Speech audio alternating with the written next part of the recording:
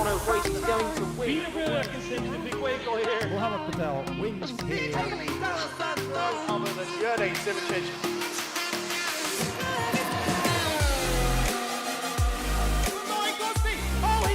Look at these two go. He's going to do it. His first victory. The World Championship is done. What a race it's been.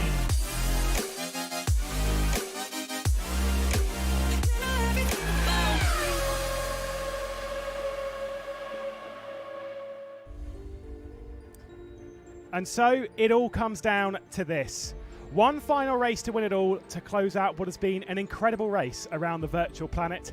Such a story began with a great race at the historic Imola and will end here at the legendary Interlagos as it comes down to just two drivers in the hunt for victory. Two drivers have pushed the boundaries of what's possible in the search of excellence at every step. From Mr. Consistency himself in Alex Siebel, who's yet to finish outside of the top 5 all season, he's been chased down by a driver that is leading most of the season so far. It's Colin Spork, who's arguably the fastest driver of the championship. There is talent galore between the two of these, as one of them will look to throw their name into the record books as it's decider day in the 2022 Formula SimRacing World Championship. Not since 2014 and that incredible fight between Bonnehaus and Morgan Morand has the battle come down to the wire like this. It's one of the closest seasons we have ever had. It's a record book filled with some of the most talented names in all of sim racing. All the thrills and spills, the highs and lows, all ready to be witnessed one final time in 2022 as we head to Interlagos to round out the season. Get ready for round 10 of 10 in the Formula SimRacing World Championship, brought to you by 3D Wrap, Masita Esports and SimLab, as well as our broadcast partners in VCO. Talking you through the broadcast, it's myself, Lewis McGlade. Alongside me is Ewan O'Leary. Our two standard broadcasters in the form of Cameron Roger and Felix Van Delft are not with us today because Felix Van Delft is having his birthday and Cameron Roger is taking to the race circuit, and we'll be talking you through all of the action. It's been an incredible season so far, Ewan, and it's all ready to come to a close.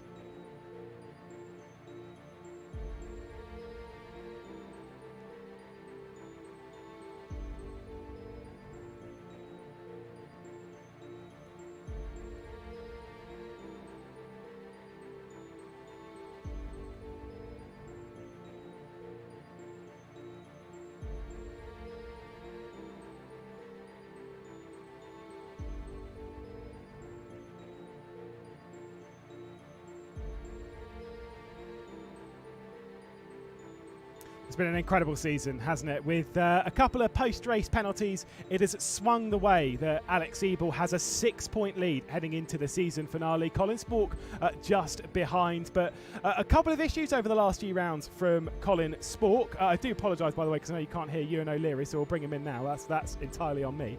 But it's been an incredible season thus far. Alex Siebel, Colin Spork separated by just 6 points at the top of the championship. With the victories, with the challenge that Alex Siebel's had, it's been quite a run.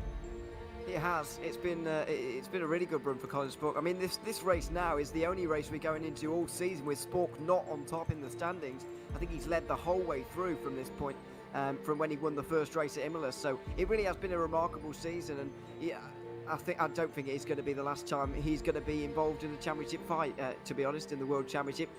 It probably won't be for Siebel either. These two are both really, really, obviously, at the top of their game at the moment. And so yeah, it's going to be a great finale between the two. But they'll both be back whenever the result, win or lose today.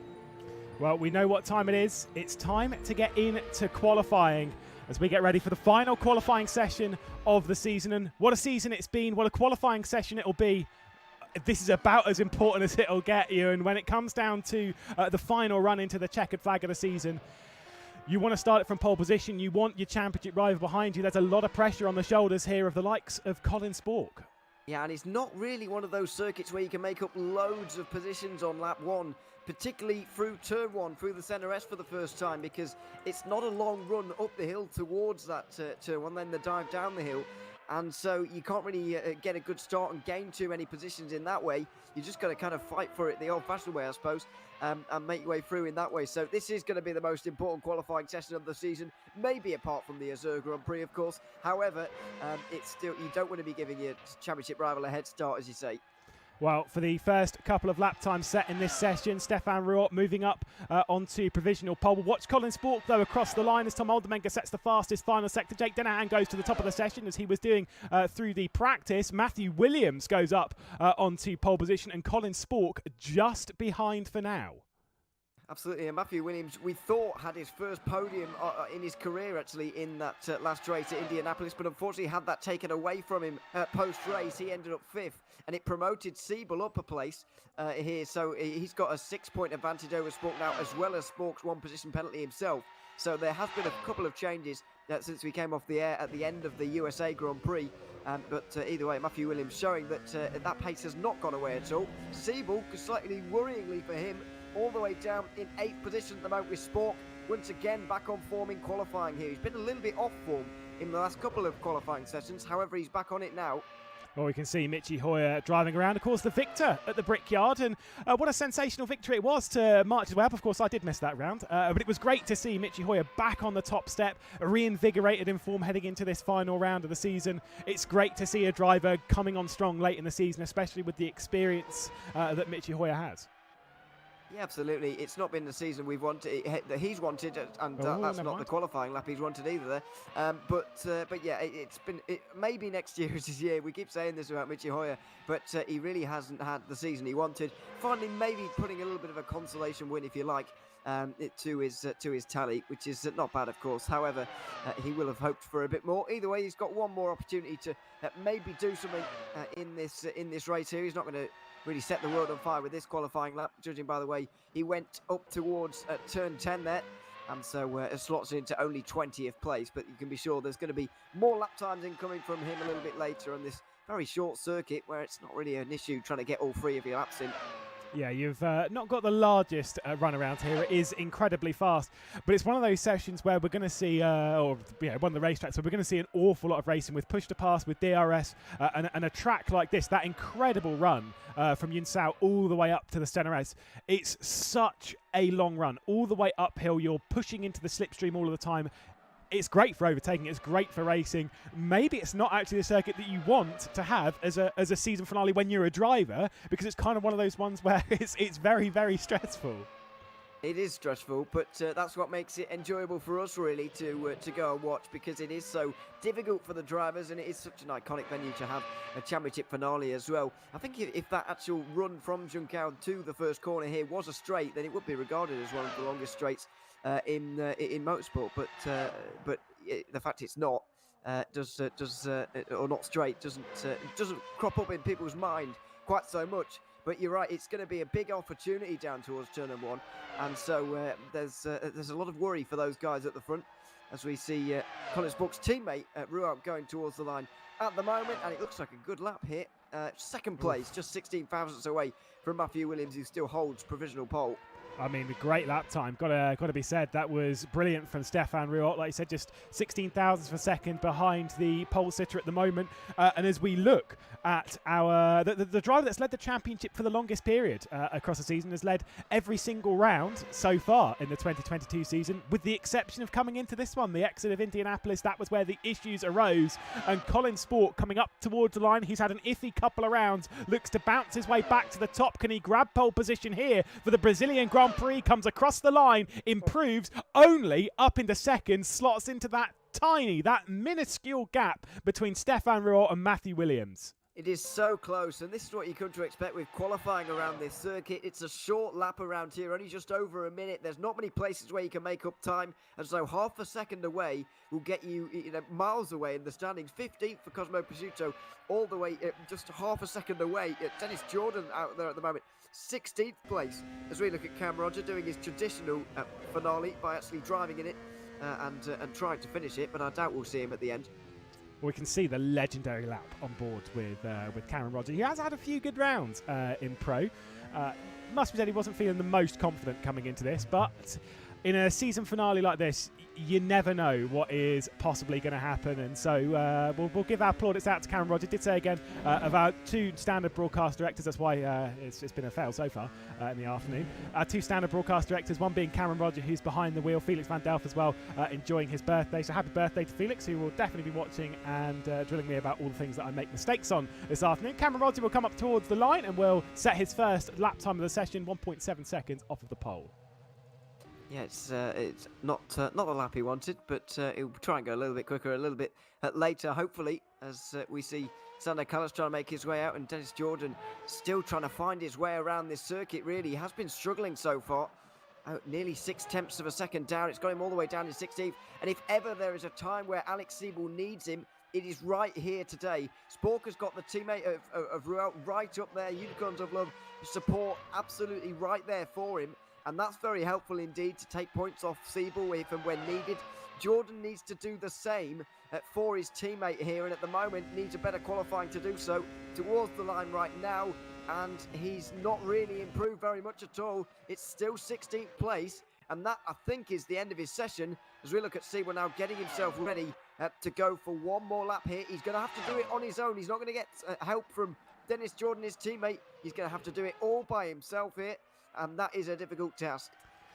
Your heart races, doesn't it? I mean, this is an incredible moment for Alex Siebel. He can see the shots that have been fired by Colin Spork. He's currently second in this session. At the moment, Alex Siebel is starting a long way back. And I mean, for this right now, it's kind of now or never. It's make or break at the moment. And a decent improvement in the first sector from Alex Siebel. This is probably the most important lap of his entire year.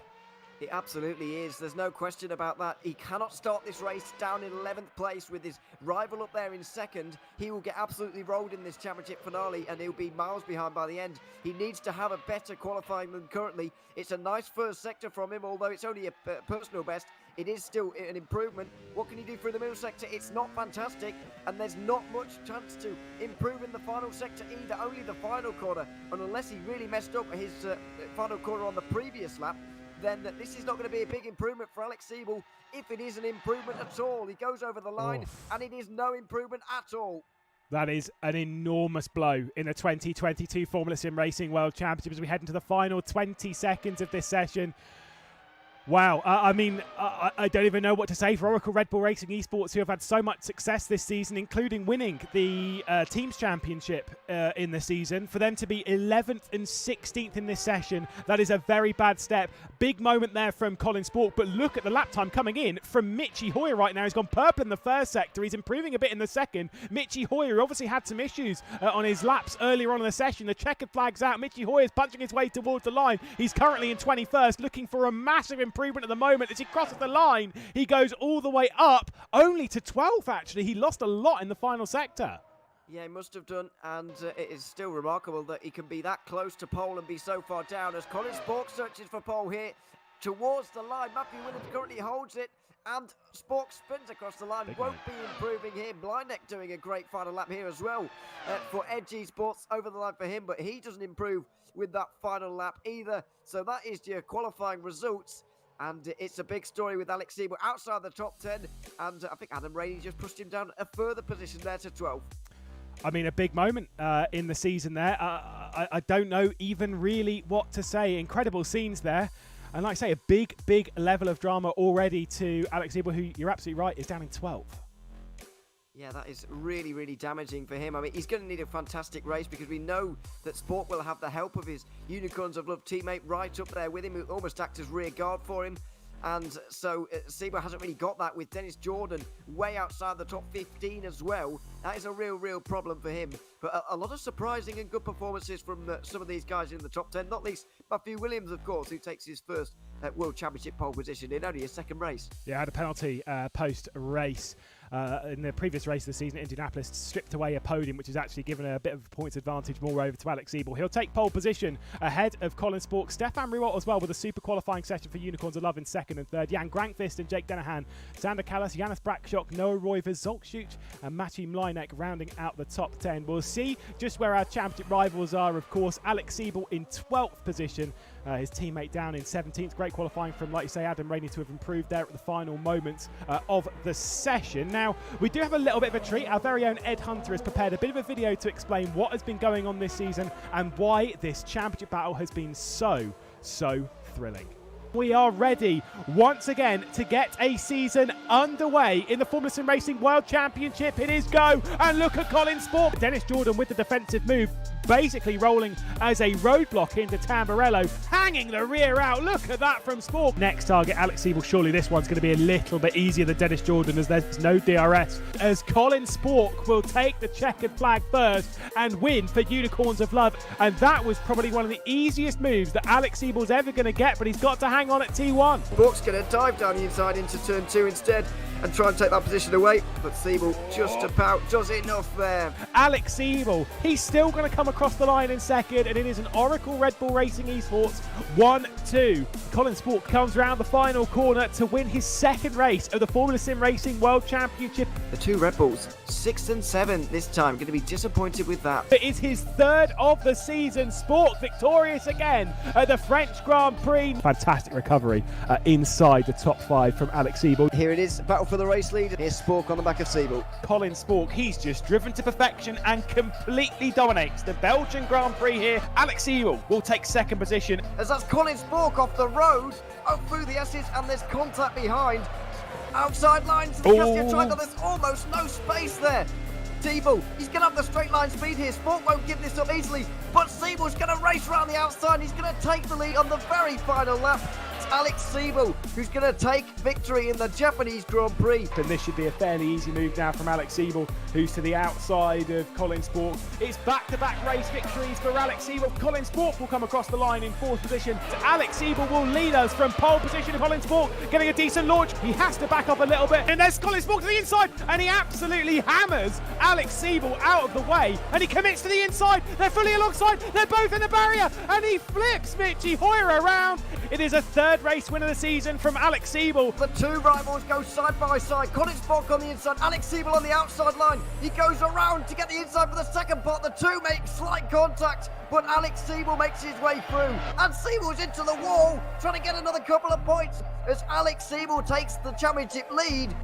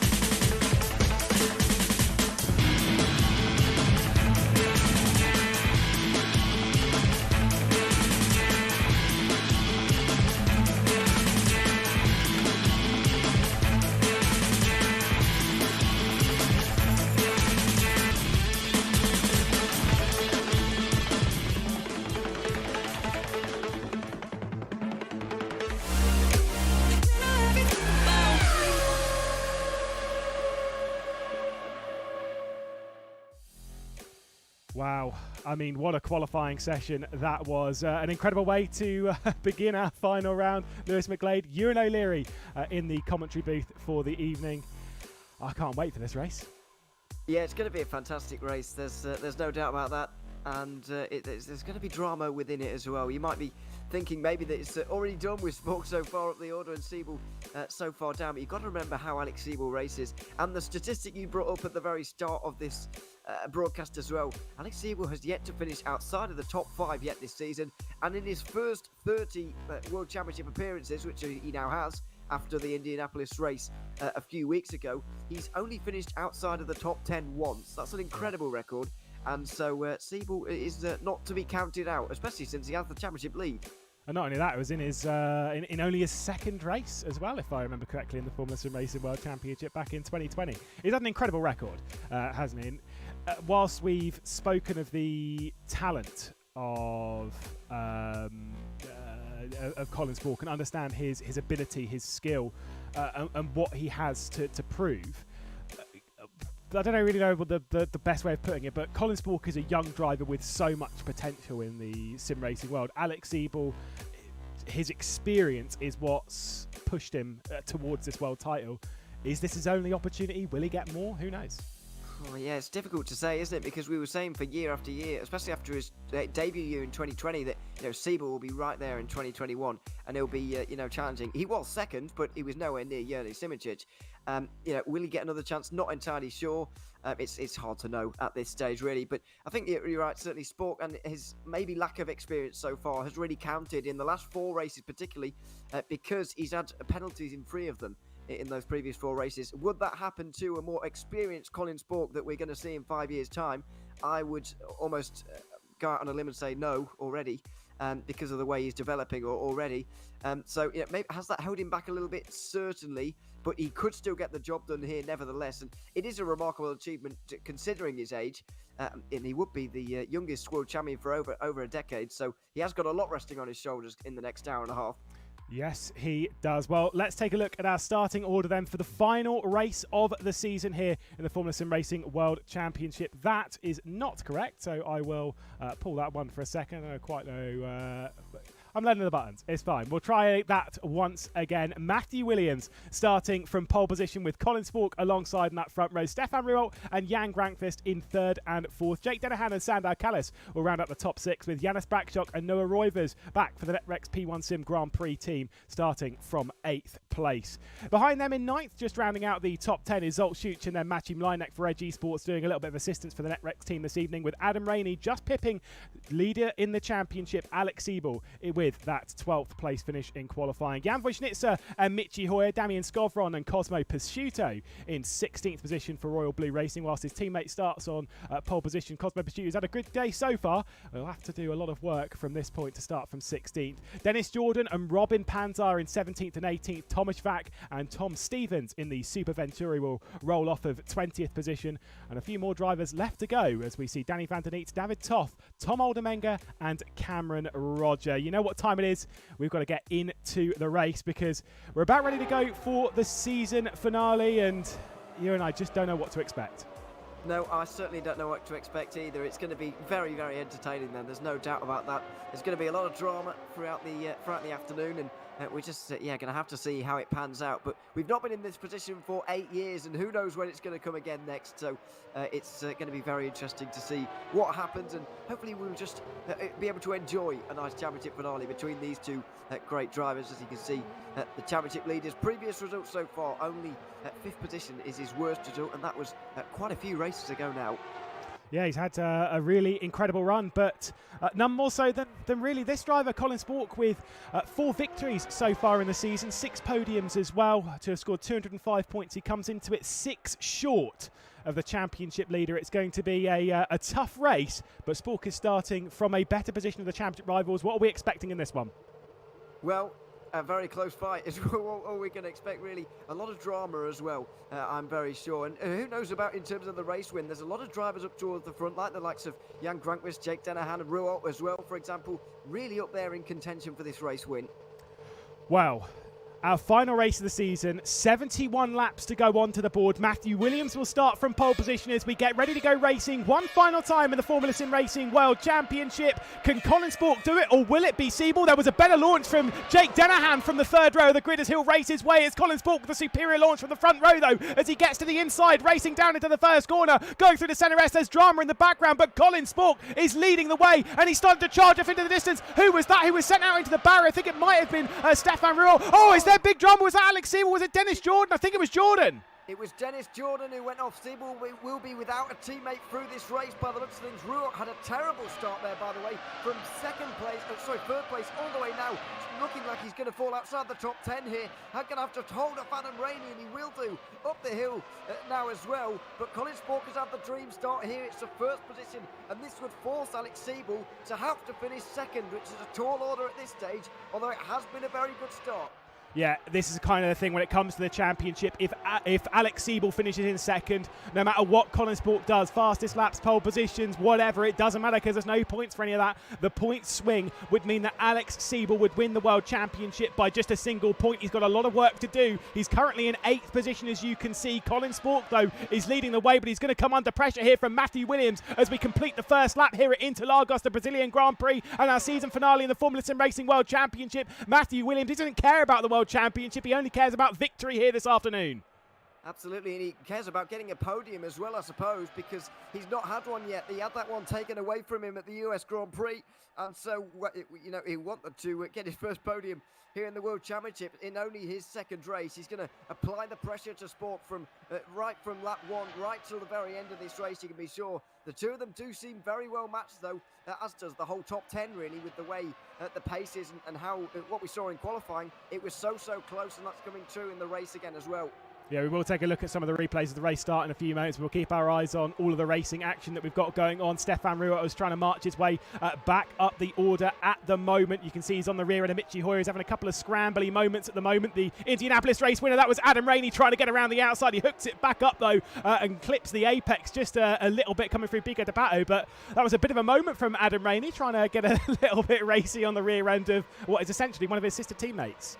Absolutely, yeah. Michi Hoyer struggling at the moment for whatever reason, especially through the middle sector there, was really slow compared to those in front, as Matthew Williams now makes his way to the inside and makes his move for the race lead. Colin Spork lets him have that one for now because he knows that fighting will lose him just too much time, and so he might begin to exchange positions with the Royal Blue Racing driver over the next few laps or even over the next few corners as he looks towards the inside towards turn 4.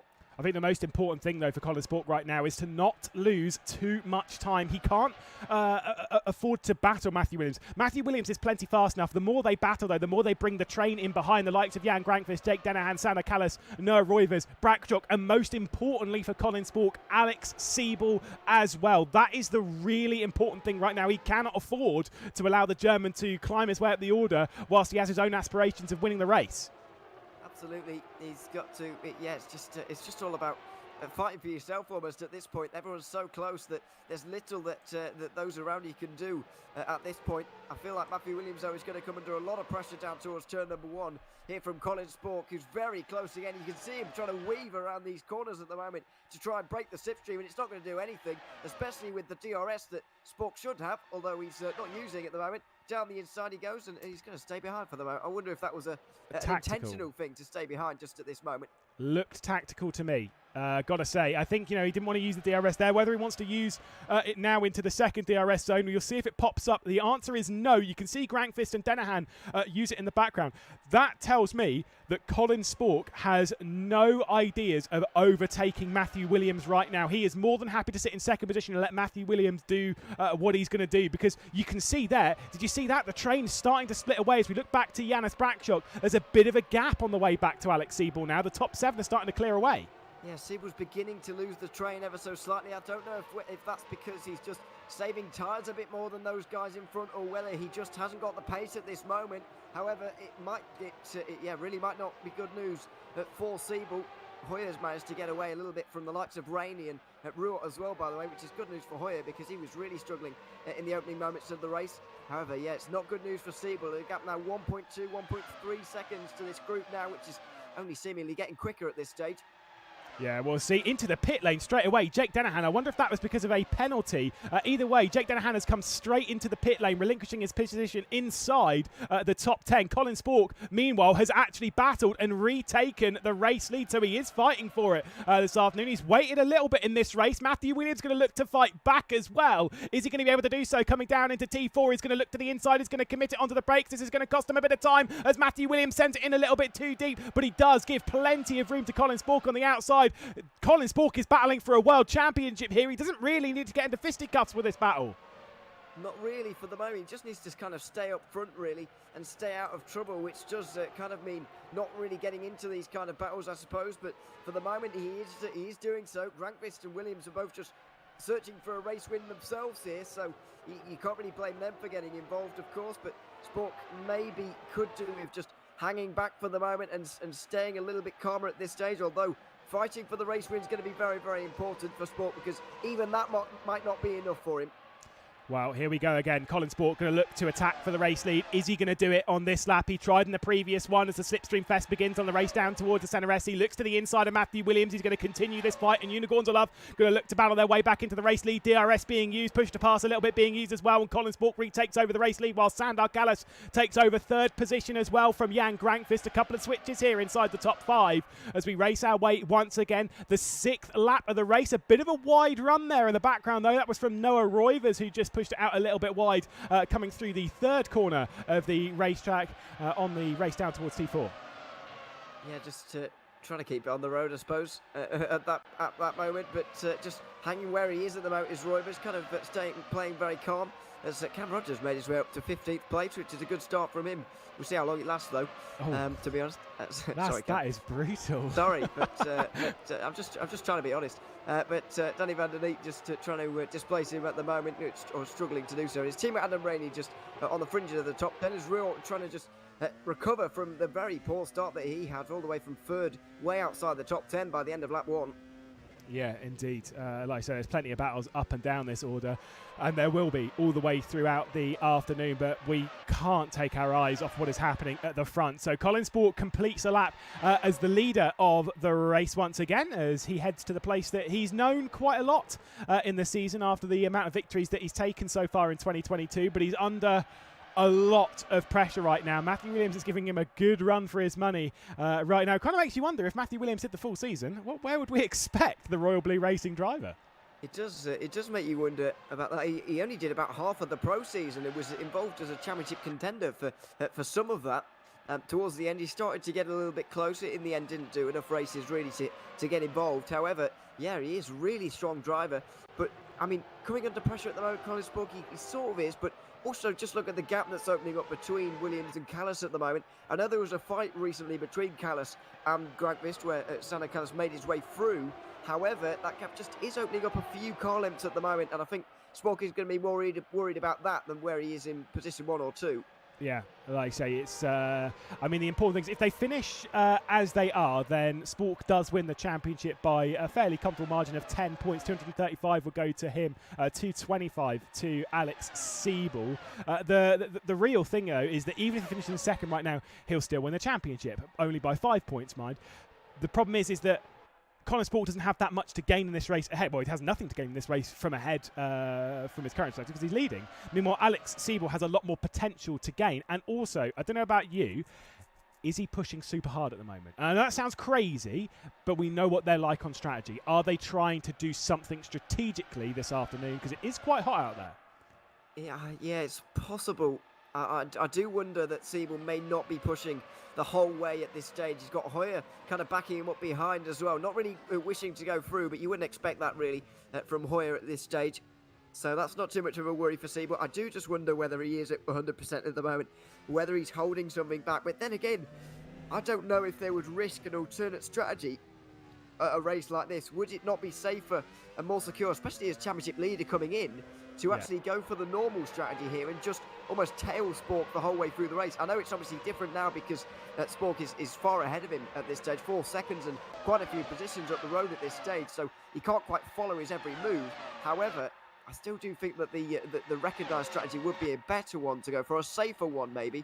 I feel like he's got more chance of retaining his points lead in that way, but who knows what they've actually gone for in this one. They may well be doing something a little bit different. Yeah, I mean, I don't know. I mean, it's a bold strategy any time, but when you're taking a fight to a world championship, I've always said this. I mean, you'll know this a little bit from the world of cycling and stuff. It was one of the quotes that I heard from the Olympics, obviously, last year that kind of stuck with me when it comes to this, is that sometimes to be ready to win something big, whether it's a world championship or any sort of major event, sometimes you have to take a bit of a risk. You have to be ready to lose it in order to win it. And I think that's kind of the strategy that Oracle Rebel Racing eSports need to take here. They have to be ready to lose the championship in the sense of taking a risk, especially from where they're currently starting. Now, that decision to go onto a slightly more alternate strategy might have come from where they qualified. They might have had a couple of ideas in their head as to what they wanted to go for and then committed more on that side of things as a counter to the poor qualifying.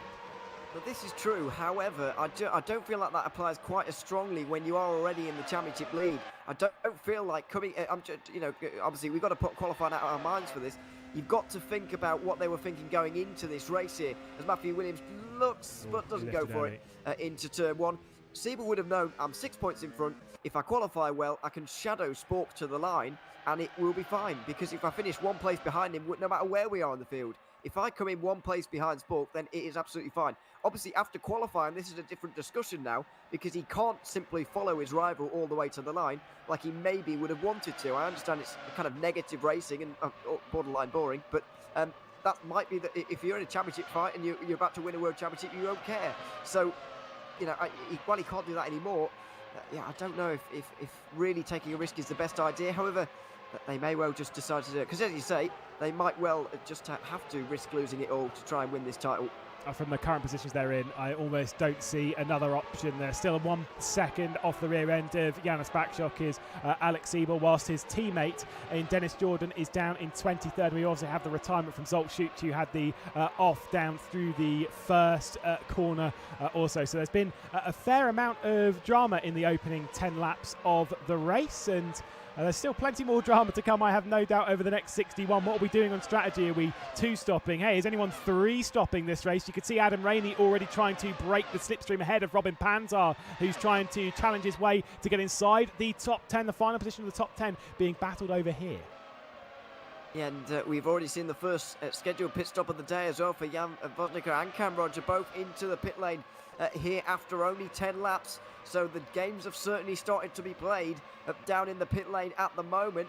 And so that's an interesting call from those guys. Will any of the real leaders now in the top 10 or so really try and take part in that, or will we be waiting a little bit further for those guys to stop?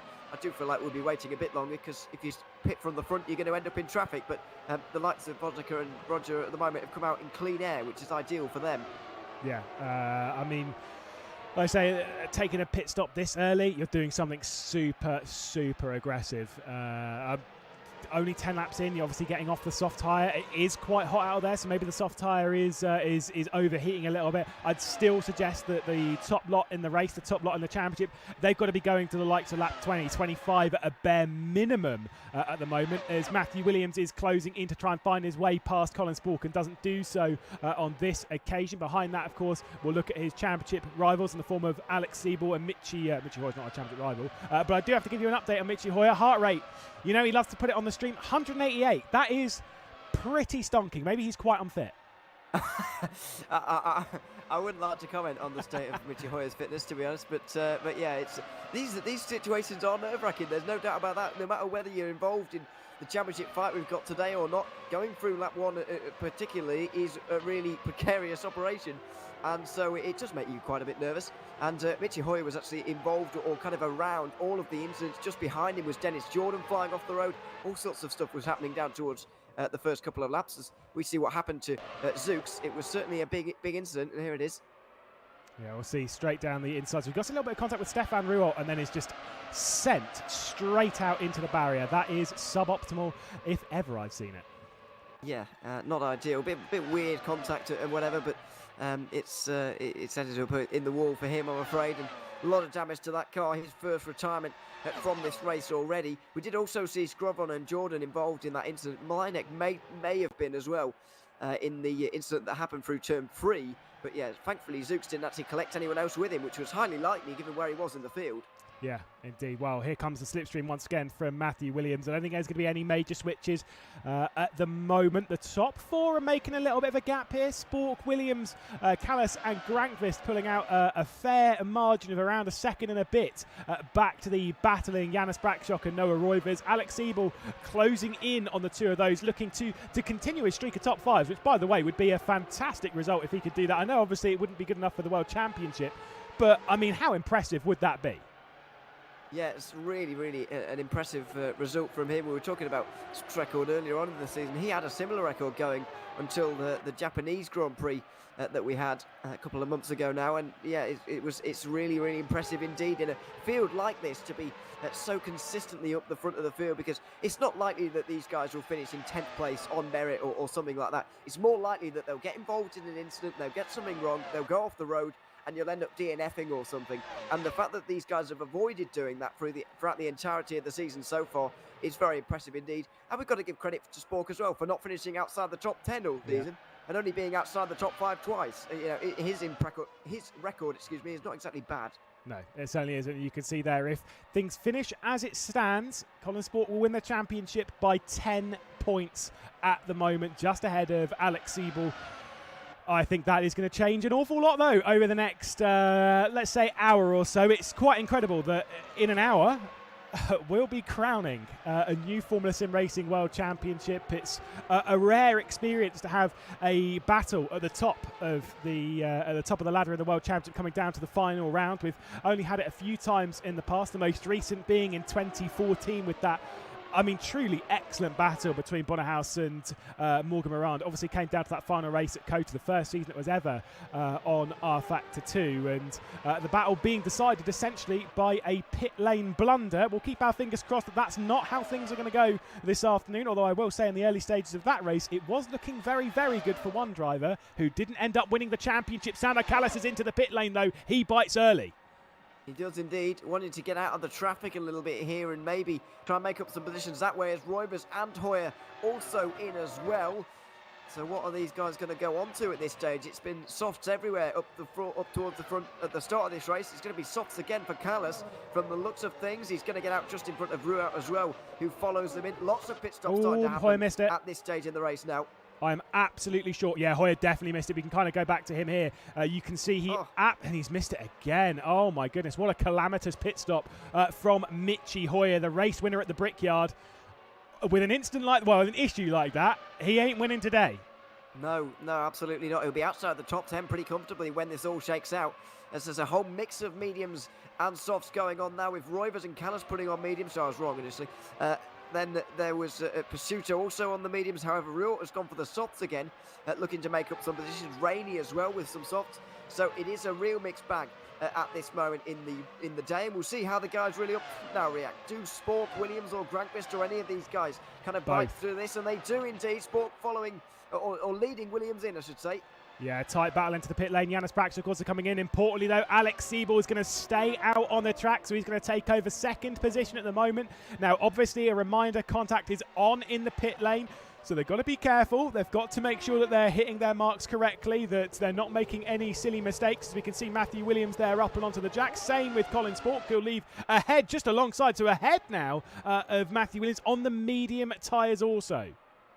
Yeah, so both of them choosing the medium compound of tyres at this stage. Going to fall behind, but not in traffic, importantly for these guys as well. Where's Callis? Where's he going to end up in this one? You can just see him. There he is, just on the back of Williams now. That undercut, very powerful indeed. Outside line into turn 4, not able to do it. Despite the fact it's a very short circuit, the undercut would normally not have too much of an effect, but Callis has really made that one work.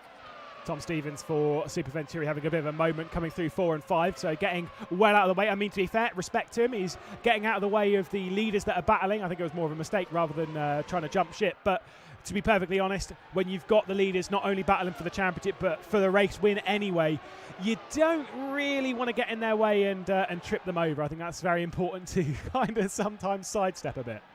Yeah, absolutely. It is pretty ominous when you're a back marker and see some of the championship leaders or whatever coming up towards you. You don't exactly want to get in their way, as you say. So it's important to get out of the way, and certainly did on that occasion there. But Spork and Williams have come out at pretty much the same as they were. Interesting to see that Grankvist and Siebel carrying on a bit longer. This may be the first signs that these two drivers, the two championship rivals, are maybe not doing the same thing on strategy here today.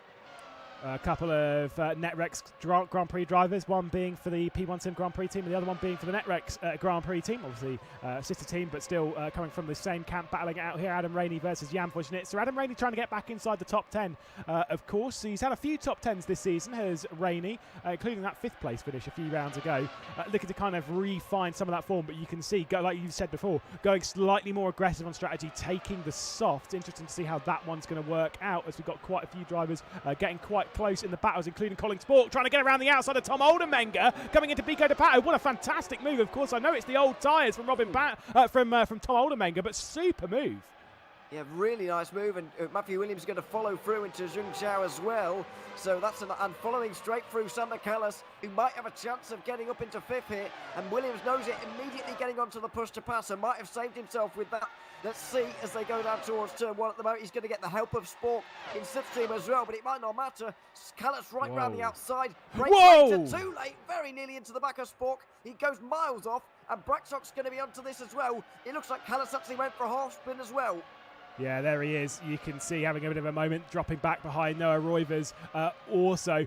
I mean, big moment. That was nearly Nico Hulkenberg-esque, really, from Sander Kallas, nearly taking out the leaders there going down into T1. Of course, that being in very mixed conditions back in 2012. But either way, Sander Kallas, that'll be a moment. It's not throwing him out of chance of victory, though, this afternoon. That's the important bit. He's still going to be well within it.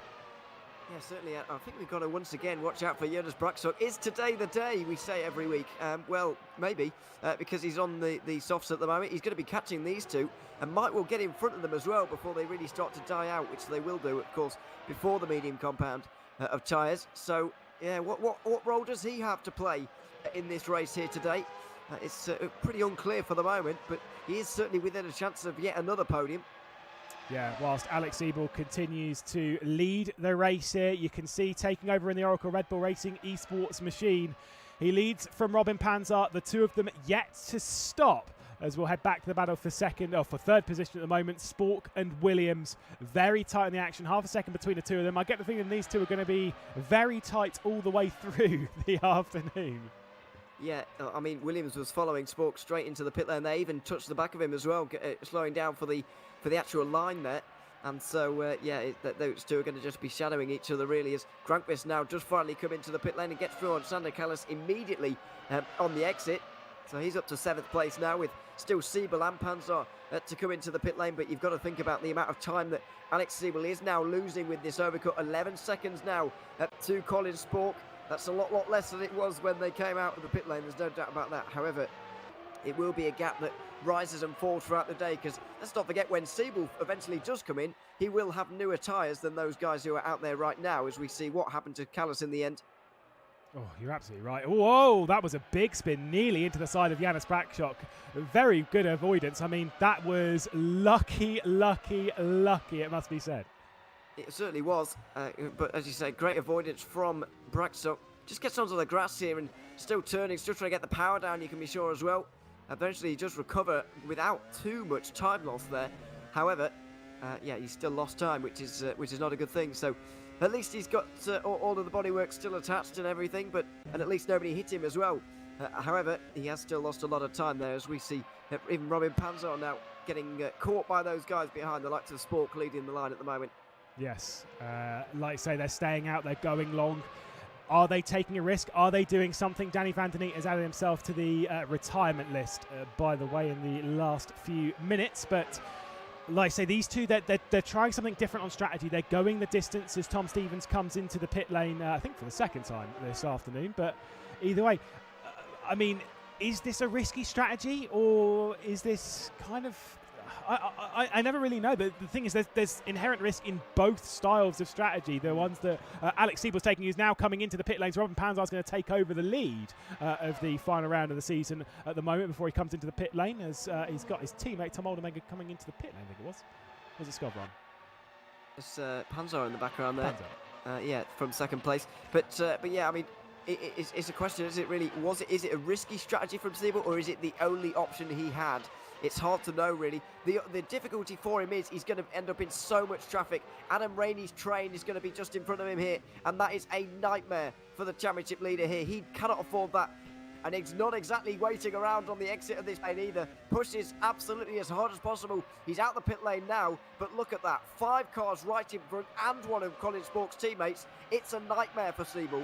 One of Colin Spork's teammates, make it a few. He's got Adam Rainey, he's got Jan Wojnitzer, he's got Stefan Ruhr, of course, the direct teammate that you're talking about there. Then he's got Michi Hoyer and David Toth, no relation to the NetRex Grand Prix team, but still not going to be the easiest to pass as Alex Siebel comes out of the pit lane in 12th position. Tom Stevens adds himself to the retirement list as this frantic finale at Interlagos is growing. 21 laps completed at the moment, and push to pass being used from your race lead, because Matthew Williams is closing right in once again. Is he going to take over the race lead? You'd have to say probably not. No, probably not. I think he's very happy to sit there at the moment, just gaining time on the rest of the field and really loving life in that second position at the moment, because Spork is basically doing all the hard work for him, as Jan Granqvist is on a bit of a charge here on the newer tyres. He's passed Noah Roivers now as well, but this is the problem now for Siebel, that he's going to have 3 wide into turn 1. Ruout gets pushed way out wide from Michi Hoyer. there goes Bosnick, who gets straight through and now goes through top as well, who might get both of them. Siebel embarking on this now. It's so dangerous for one that he might get caught up in something, but it's so costly as well in terms of time. He will lose so much time, and how dangerous it is. Top there very nearly losing it right in front of him. Yeah, this is very, very scary for Alex Siebel. He has to back out before heading up through 7 and 8 into the braking zone. I mean, this has been mad risk. He's obviously picked up Michi Hoyer, who kind of jumped out of the way a little bit. You saw him lifting on the race down towards T4 on the Retro Posta. That's one ticked off, fair enough. That was always going to be the easier one of the trainer ahead. He's got a lot of challenges to come as he will try and pick these off one by one. I think we're going to get some 3 wide once again on the start-finish straight. I can almost guarantee that. We could well do. I mean, Siebel needs to make those kind of moves to make his way through this train right now. The advantage he has got, I suppose, is that Rainey now has got himself away from these guys, and so he can pick him off as one. But Siebel needs to now do something as they go side by side with Toff to make his way through. Maybe try and take Bosnick here as well, although he won't do it just for the moment.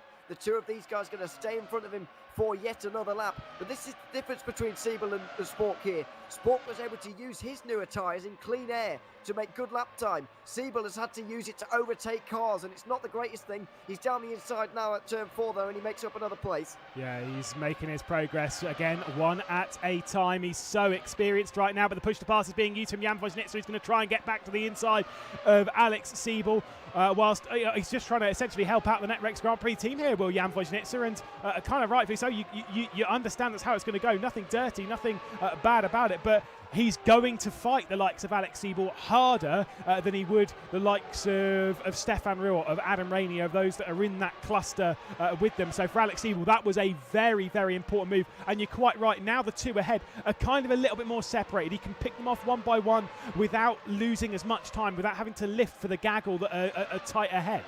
Well, we say that, but Ruhr is actually closing in on Rainey pretty quickly at the moment as these guys just continue 1 and 2. What they're also doing is keeping Jens Brakshock at bay, actually, there in that 3rd place. He could have been a danger on the soft tyres, as here goes Toff through on Bosnicker as well, although it is now only a battle for 10th place between these guys. Siebel wasn't able to make any progress here on this lap. He's got to remember they are on soft tyres, though, and so it may be a bit more difficult. There was a bit of a moment there from David Toth, who will lose that position on Jan Vojnitzer after just gaining it, so a little bit of a slip and slide and back down the one, which is a bit of a shame, but that can happen on the exit of T3, as we'll go back to Alex Siebel, Stefan Ruhr and Adam Rainey. I mean, Rainey might assist Ruhr here in the sense of just like giving him a slipstream of applying the toe to try and make it that little bit harder for Alex Siebel to make his way through. The top 3 though are separated by just over a second. We'll jump back to that because Janis Brakshock surely, a bit of a moment there as we come straight back to him, surely though he's got to be hungry to get through to make the most of these soft tyres. Oh yeah, he's kind of been at this distance for a little while now though, and he's not really getting anywhere here, and I think it's partly down to Spork and Williams just training 1 and 2 at the moment. They're just following one another. As we look at Rainey and Ruhr certainly helping each other out, but Siebel is still, well, he's at least holding the margin to Colin Spork right now as Ruhr does make his way down the inside of Rainey. And you'd expect that given the qualifying positions of the two of them. Ruhr certainly just that little bit quicker. And Siebel might even be able to use him a little bit in a weird kind of way to make up a bit of time, but we'll see about that. Siebel going to try and get involved, but the two of them going side by side themselves. It's difficult to do anything when they are battling so hard as they are now. Yeah, through their battling, they are going to slow down Alex Siebel. Just that touch, just that little bit, delaying his strategy ever so slightly. It could be very, very important when it comes to the 71st lap of the Brazilian Grand Prix to end out the season of the Formula SimRacing World Championship. Stefan Ruhr hanging on to 7th position at the moment. Adam Rainey directly behind. And then Alex Siebel quite a long distance behind his championship rival, who's coming under increasing pressure from Matthew Williams and Janis Brakshock. And he's feeling the need to use the push to pass. He is, and absolutely needs to, really. He's got the DRS now, at least, as have all of the guys inside the top 3, apart from Spork, of course, who's leading. But, yeah, it's important for Brakshock to be there. I just feel like he might have taken the edge off those soft tyres in closing this margin down to the top 2, and now he might struggle to actually move on any further, as we see Siebel now finally making progress. Rainey has been sort of dispatched with, although won't go down without a fight. But now Siebel will make his way through, will he? Oh, bit of contact, but he's through. Yeah, a little bit of a brush between the two. Alex Siebel just making his way up into 8th position. Adam Rainey fighting as hard as you would expect, i.e. not too hard, but hard enough, rightfully so, to try and keep Alex Siebel at bay. Just one more before Alex Siebel gets himself into some clean air, which he will need at the moment. And you can see the battle pack behind. Jan Wojnitzer, David Toth trying to find their way through on Michi Hoyer, who currently holds onto the final position inside the top 10. And Cosmo Prosciutto's closed up into this bit of a dive to the inside from Jan Wojnitzer, who gets into the side of David Toth, the Hungarian, just a touch now trying to get back up and underneath. It was a huge dive from Wojnitzer there to make his way down the inside. You don't often see moves down there at turn 6, but he tried it. Or turn 8, I should say. But he tried it, couldn't quite make it work on that occasion, as these things tend to work out. Yeah, once again, these three, I guess, running in one line. The Siebel also trying to make his way through, but Ruot now using push to pass to help his teammate out just a little bit. I don't think it's going to be enough though. Siebel's going to have to make an aggressive move outside line. He's going to just go for the old undercut here by the looks of things and make this one into turn 4 instead. He's got to. That's the thing, is that he absolutely has to. He's got to deal with this soon. We head on to the Retroposter down towards T4. He's going to get to the outside. He's got to send it in here to try and get past Stefan Ruot, and he does do so. Alex Siebel sends it in, up in a 7th position. Of course, he's got superior grip comparatively because he's on fresher tyres comparatively to those that he's battling with. So he gets himself up into 7th position. It's not going to be enough, but he's starting to work forward. He's obviously a pit stop in hand, or could technically be a pit stop in hand. It certainly seems as though he's going to go for one stop less than some of those that he's battling with, but he's lost an awful lot of time trying to get to the head of the train for 7th position.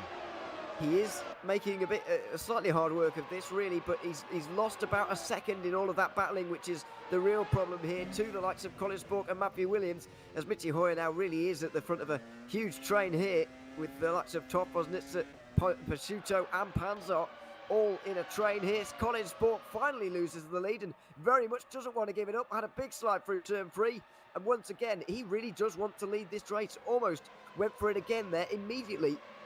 Yeah, that was a bit of a centre, must have been, from Matthew Williams to finally take over the race. They've got a couple of back markers as well, directly ahead in the form of Damien Skovron and Cameron Roger, just 28 laps into this race. Big slide, huge slide from Braxock. Sorry to cut you off, but yeah, Braxock, huge slide up the hill through through 6 and 7, I should say, Ferradura, and yeah, all of that hard work really undone with one mistake there. And you can kind of feel that he's going to have higher tyre wear because of it. He's going to have burnt out the tyres ever so slightly because of it, which means all of that progress that he's worked so hard for, as you say, is gone completely out of the window, and it's going to be very hard to gain back. Does Colin Spork battle, though, for the race lead once again? A bit of slipstream being dished out to this train. The DRS rather being used from Colin Spork. Is he going for it? No, he is not. He's going to sit in 2nd position. But just for now, I mean, I still feel there's going to be a charge from behind. There's got to be another player in this battle. Surely Janis Brakshock is not done for the afternoon. Yeah, surely you would expect so, but it's just a case of what can he do with the tyres in the situation they're surely now in. Because as you mentioned, that the spin there would have put so much heat into those tyres, so much wear as well, and he'll be struggling as a result of it. So we'll see what he can really do, but he is going to fall backwards now, and Jan Granqvist is surely going to make light work of him pretty shortly, but we'll see about that, as the likes of Vosnik just battling away at the moment just outside the top 10, or for a position just inside the top 10. It's a really crazy battle that's been going on all race, really. Yeah, and this train is going to grow because they are closing in on Adam Rainey, who's struggling a little bit for tyre wear. So Adam Rainey in 9th position. Then Michi Hoyer is out a little bit wide. David Toth is trying to find his way through for 10th position. Robin Panzar, Jan Wojnitzer and Cosmo Prosciutto. The 6-car battle, what it's essentially going to be. A little bit of contact, as you can see Robin Panzar, the Swede, getting into the rear end of the Hungarian of Toth, into the rear a little bit of Michi Hoyer. If they do that one too many times, well, they are all going to go for a bit of a Sunday spin. You can see, though, that Hoyer and Toth's tyres in particular really starting to suffer with the tyre wear now, and the likes of Panzer are going to be making their way through, and even not going to have to, because some of them are in Vosnitzer as well, as Colin Spork makes his way back down the inside of Matthew Williams. It's a wonder now to see when these guys are going to come make their way down onto pit lane, because it's happening to those guys a little bit further back. It won't be too many more laps until we see these guys on mediums coming in. However, we will still be waiting a little while, you'd expect. Yeah, I'm not sure. I think they'll be going a little bit longer. I think Janus Brakshock will be in the pit lane fairly shortly, if I'm honest, in the next 2, 3, 4 laps. I think these might go for another 5, maybe 10. Could be completely wrong on that. You know what I say, never trust a commentator's math, so definitely don't count how many laps I'm trying to deal with, because I have no idea. I wouldn't know what they're going to do on the strategy. They'll be trying to adjust it bit by bit as they're going along. You don't want to stick to a completely set strategy. You want to be a little bit more fluid so that you can react to what's going on. As you can see in the background, Janus Brakshock does come into the pit lane. Well, he's got to, really, with those soft tyres and the way they'll be at this stage. He's got to put on a different compound as well, of course, and mediums will probably be the one from here for him. And his teammate, going to come in as well. It's clearly something that they may have talked about in the past, as Smolk's teammate as well makes his way in. It's going to be a real mixed bag in terms of the tyre compounds now. We really are at the middle stage of the race where everybody is everywhere in terms of the strategy, and it will all come back together a little bit later on. But for now, it is going to look like a mess. Yeah, I mean, that's kind of what we kind of like, I think. Yeah, we've had a few of these races over the season so far where it has just been so up in the air, so crazy, so many different strategies at play. It's kind of what we love. It throws a little bit back towards the Indy Pro Championship that we had, the first season of it, where the strategy was absolute madness. Me and Karen Roger were reminiscing a little bit about that season and how incredible it was. I love the strategies to not be just a boring, oh, well, we should probably do a one stop, we should probably do this, we should probably, boring. I like the ideas of 1 stops, 2 stops, 3 stops, all in the same race. So many options, so much that you can do that can go right and wrong. Yeah, it does make things a lot more interesting. And I mean, the reverse grids helped in Indy Pro. There's no doubt about that. But in this season at the moment, we have had a lot of differences with the way these guys have tried to run racing. We saw this in 2021 as well, of course, with the way that people decided to go about it. However, one strategy did rise to the fore. We've gotten to the end of 2022 now, and we still haven't got a defined strategy that is necessarily the best at any given circuit, really. Never mind a strategy that works for all circuits, which we got towards the end of last season.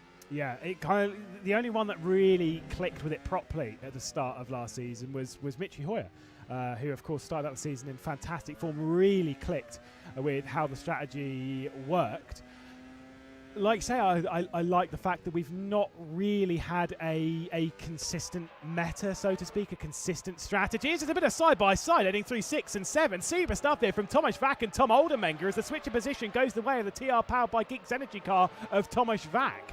That was very impressive. You don't see side-by-side up there very often because it is quite dangerous, but the two of them made it work there, and Vak was able to make his way through as well, so fair play to him for that.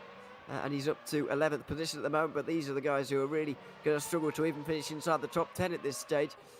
It's going to be a difficult race for them, as Siebel is making progress now, and he's nearly on the back of another NetRex driver in Noah Reubers in that battle for 4th place now. And he is closing, by the way, on these two, as he should be at this stage in the race. Yeah, the gap was around 15 seconds not too long ago. It certainly has come down from that, as we can look from Sam McAllis to see what's going on up ahead. A bit of grass being picked up on the exit of T5, which I've seen. If there's one driver that's using a lot of the track at the moment, and this could be good for tyres in the sense of you're not using tighter radiuses through the corner. It's Noah Reubers who's been using an awful lot of it. Could be looking after his tyres quite well at the moment. Yeah, it could be. He started off this race with a bit of a higher pace than Siebel, though, for example. All the likes of Hoyer as well, who I know has fallen back a little bit because of that pit stop now. Or fallen back quite a lot, really, because of that pit stop. However, he did go out a little bit harder in this race than some of the others. And some of the guys like Spork and Williams, who are still battling towards 2. Well, nearly halfway through this race now, and still really closer to finding out who's going to be winning at the end of it. As Reubers now going to do his best to defend, but there's not a lot he can do. Yeah, and that was a very solid move indeed. Alex Siebel using the DRS, getting him up into a very important 4th place finish. Remember, if Colin Spork wins, the position that Alex Siebel needs to be in is 2nd place. That will be enough for him to win the championship by a single point. So he's still got a bit of work to do. I mean, this is still wide open at the moment, and we're not just battling it out for the single race, we are battling it out for the crown of 2022. And I mean, when you've got a championship on the line, it's so easy to make mistakes, to kind of let the moment get to you in a sense. Yeah, it certainly is, and this is where the more experience of Alex Siebel may come into effect later on. For the moment, Spork is doing absolutely nothing wrong, staying up front and just trying to do all he can in terms of winning this race. But he absolutely does need to win, because at the moment Siebel is making great progress. Williams may be a bit of an issue though for Spork a bit later on. If this battle continues on like this, down the inside again, Williams back to the lead, but Spork is going to try and immediately overtake him again by the looks of things, down the straight and maybe into turn 4. Maybe he'll just hand back for a lap, but that doesn't seem to happen very often. Yeah, and you can see with the second position that Colin Spork is running in, with the fourth position that Alex Siebel is running in, if they finish as they are, the championship will come down to a single point advantage. Spork just about. It is going to be a tight and testy afternoon as we head to the halfway point of the race. Matthew Williams taking over control of the Brazilian Grand Prix once again. The two of these have been in a very tight tussle all afternoon so far. You can see one of the cars, by the way, who is a lap down at the moment. A big shame, a big sad story at the moment to end the season for this driver right here, Dennis Jordan, 20th place. I mean, what an afternoon it's been, and I don't mean that in a good way. No, it's been a really disappointing afternoon for Dennis Jordan, a driver who I really thought had a great chance at winning the championship here this season. It's going to be third place for him. There's almost no way he can lose it to Jan Vosnitzer at this stage unless Vosnitzer really does improve here in the final laps of this season. But yeah, for the moment, it's just not going Dennis Jordan's way. And he'll be once again thinking to next year as well, as Matthew Williams makes his way out on a set of soft compound tyres here on this occasion, looking to try and get that undercut on Colin Spork. Yeah, no, Roivers also into the pit lane, promoting Alex Siebel then up into third. Could be a big few laps here for Matthew Williams. He comes out just behind Robin Panzer and Janis Brakshock as well. Important stuff there from Janis Brakshock to take over what would become potentially the net race lead. Said that Janis Brakshock might not be done with playing his part this afternoon. Of course, he's only run soft tyres throughout the running of this race, but this could be a big moment for the Arnage competition driver. It certainly could be a really big moment. I mean, that undercut is really powerful around this circuit for whatever reason. It's really helped Brakshock, and it's going to help Williams here, I think, to promote him to what is going to turn into second. I think Spork could end up behind the both of them by the end of this cycle, even if he does react here, which he may not do, and he won't. He'll stay out. He's running his race. He's running his strategy, and that's the way to do it, really. You've got to realise that, you know, Williams and Brakshock are both going to have overtaken him by the end of this, and so he's just got to run his race at the way he wants to at this stage and not worry about those guys and realise that he'll have to overtake them a bit later. Yeah, I think you're 100% right. You're better off sticking to what you do as Jan Grankvist and Sander Callas come into the pit lane. But there's no point in, sure, like I said, I'm saying about leaving the strategy a little bit looser so you can react, so you can kind of adapt to the situation ahead of you. But sometimes it is just better to head down, focused on your own race, not try and juggle, not try and think, hang on a second, what about his strategy? If I try and work his strategy backwards, focus on yourself, focus on what you're doing. This race, there is a lot at stake. There is a lot going on. You can't really afford to try and think about, everything left, right and centre. No, you can't. Oh my goodness, as Matthew Williams is not waiting around for anyone here, getting down the inside of Robin Panzer. That was aggressive, but possibly necessary here for Williams. If they're making obviously more stops and whatever, then they do need to really keep the pace high and make their way through the field as quickly as possible. The gap to Siebel now is going to be a worry for the championship leader, as he may have been off there. No, it's just the gap's going weird because of Sport going in the pit lane. But the gap is about 6 seconds right now. That's a gap to preserve over the rest of the race, nearly over 30 laps. And Siebel has got his work cut out now in terms of trying to preserve that gap, if he is making one less stop as we're predicting.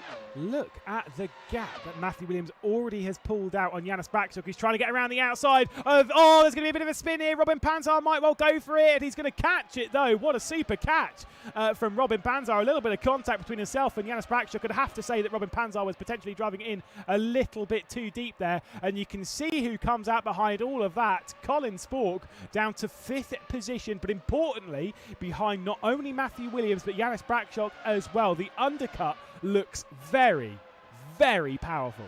It is hugely powerful. The tyres clearly dropping off dramatically, and that's what's helping rather than the length of this circuit. Undercuts being large at a circuit like Spa is not much of a surprise because it's such a long circuit. You've got so much time to make up time. However, this circuit is only just over a minute long in terms of the actual lap time, so it's a real surprise. But the tyres must be falling to bits by the end of these stints, and so on your in lap, you're basically skating around, just praying you'll actually get in without crashing. And so, you know, it's a real challenge for everybody trying to just get in the pit lane at this stage. And so those guys who are on new tyres obviously gaining a lot of time. You can see Rayleigh here just struggling a little bit. Colin Sport made his way through on Panzer, although it's not lasting very long by the looks of things. Well, Panzer's going to try and help out here a little bit as he gets to the outside, but obviously the big send down the inside from Colin Spork on the brakes, hooks it up to the apex nicely coming through the centre S. I mean, you got to say, Robin Panzer was trying to fight it back there just a little bit to potentially delay Colin Spork a little bit there. Not going to work. Colin Spork with, again, the fresher tyres seem so much faster here, and so basically Robin Panzer comparatively was a sitting duck. What's going to happen in this battle between Jan Wojnicki and Michi Hoyer, though? I don't know if you caught it, Ewan, but there was a monster moment from Michi Hoyer coming through this corner on the previous lap. A bit of side-by-side between himself and Jan Wojnicki. Managed just about to catch it. Yeah, well, so did Michi Hoyer actually, but going off the road there. But yeah, it was a big sideways moment. And it's once again, it's this group that are really packed up together. Even the likes of Roybert and Callis involved with it now. But Wojnicki, Hoyer, Denahan, Rainey, all of these guys, they're really close. And while they're not as close as they were earlier on in the race, where it really was madness, it's not got much better for them. So it's a bit of a worry really for the rest of the race in terms of their battles for position. But thankfully there were no incidents between those guys, and we still got the 3 retirements we had before and no more. Well, I saw a bit of a moment there from Michi Hoyer as well as they were lapping Damien Scovron, so making their way past that, and Adam Rainey also joining them on the march through the back markers. At the moment, Michi Hoyer is once again trying to close up to Jan Wojnicki. There is going to be a battle for the race lead, because I don't think Alex Siebel's going to be pitting anytime soon. I think he's going to have to fend off Matthew Williams, Janis Brakshock, and potentially even towards the end of it, Colin Spork, as here comes the move to the outside. Michi Hoyer taking over the final position inside the top 10 by sweeping across the nose of Jan Wojnicki. There's going to be side-by-side once again as they depart T4. Is the door going to be open, though, for Jake Denahan potentially to come through? The answer is yes. So Denahan takes over 11th, and Jan Wojnicki goes from 10th to 12th. Yeah, not great news. So Hoyer didn't give a lot of room on the exit there, but from the sounds of it, Wojnicki didn't do the same, or did do the same, I should say, to Hoyer on the previous lap. So there's a bit of previous going on there, and Denahan wants to get through as quickly as possible as well. He's on new soft tyres, Hoyer on new tyres, but they are mediums, so he's struggling comparatively, and so Denahan should be able to make his way through here. It'd be silly to make a dive at the final corner, so he will wait, likely for turn 1, where he should have this move done pretty easily. Yeah, the drag all the way up the hill. Such a climb coming out of the final corner at Junsao, all the way around towards the centre S. The defensive line is not being taken at the moment from Michi Hoyer. Jake Denahan going to take over 10th position straight away, and Michi Hoyer having to relinquish it, but Jake Denahan's in too deep, and that's Michi Hoyer straight back up and under, and he retakes over 10th position. Watch out for Jan Wojnicki, who might well come through in all of this as well, courtesy of that mistake. A bit of a silly mistake there from Denahan, really. He would have been able to make that easily if he'd just brake normally and brake where he would have done anyway, instead of trying to go deep under brakes because of Hoyer's presence on the outside line there. So a bit of a mistake there, and it could cost, well, it has costed Denahan a bit of time in terms of making progress up the field. I don't think this is going to be a similar story, though. Matthew Williams should be able to make his way through very easily. Siebel is starting to struggle on those tyres, there's no doubt about that, but he's just stretching this medium stint out for as long as he possibly can here at this stage, and he won't have too much further to go. Yeah, just whether he can hang on just that little bit to Matthew Williams, who gets down the inside. Of course, Alex Siebel's not going to fight it too hard, not going to waste time trying to keep Matthew Williams at bay. The more time he wastes, the more he'll lose to Colin Spork, who has a 5-second advantage on at the moment. I think that Alex Siebel has just a single pit stop left to go in this race. Big lock up, though, as we come back to Noah Roivers getting down the inside of Stefan Ruhr. Also a tight battle once again between Jake Denahan and speaking of lockups, Michi Hoyer's having one, and that is the opportunity for Jake Denahan to sneak his way through. Jan Wojnicki is also going to be there.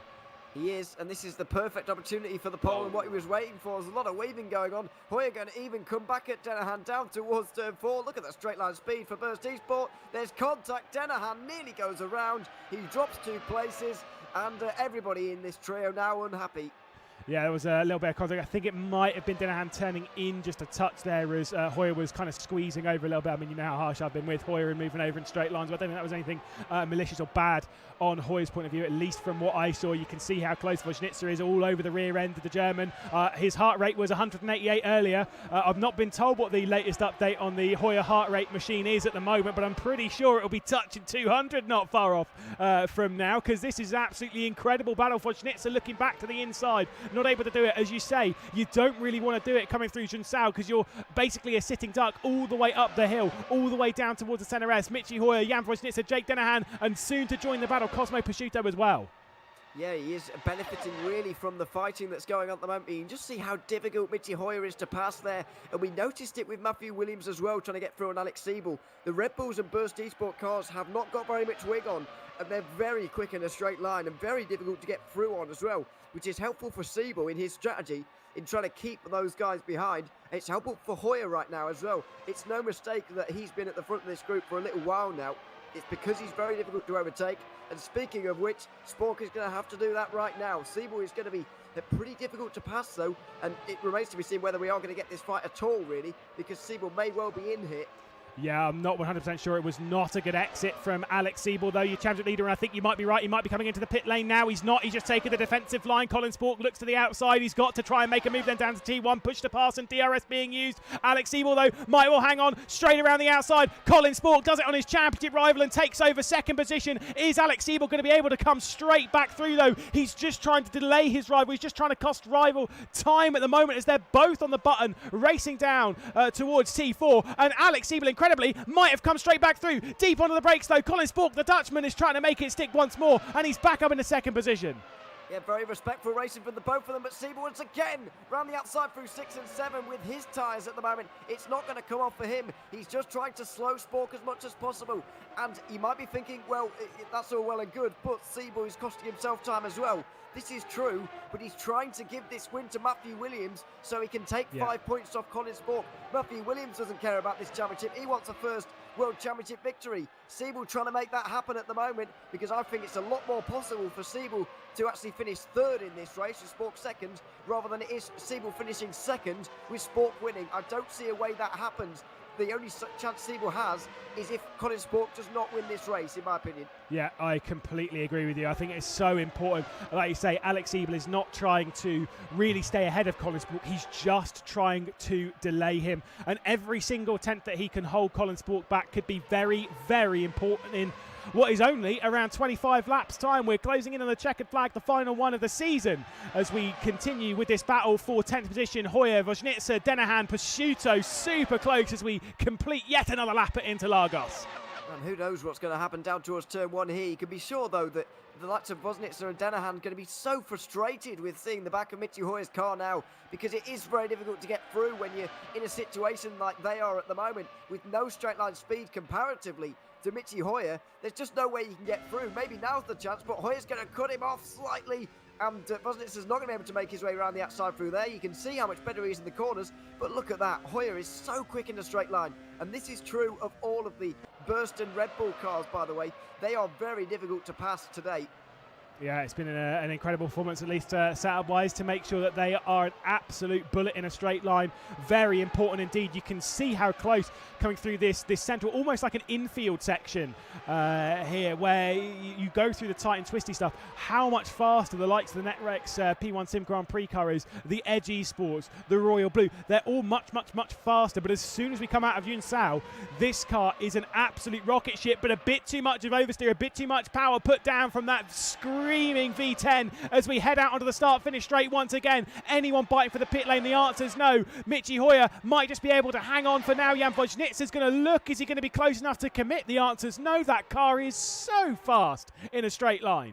It's impossible to overtake as well. Siebel, by the way, has gotten in front of them as well. That might be why Hoyer's defending so hard, because Siebel, if he comes out behind those guys, it's almost over for him. So that might have been a real help from Hoyer, and you can just see the gap there.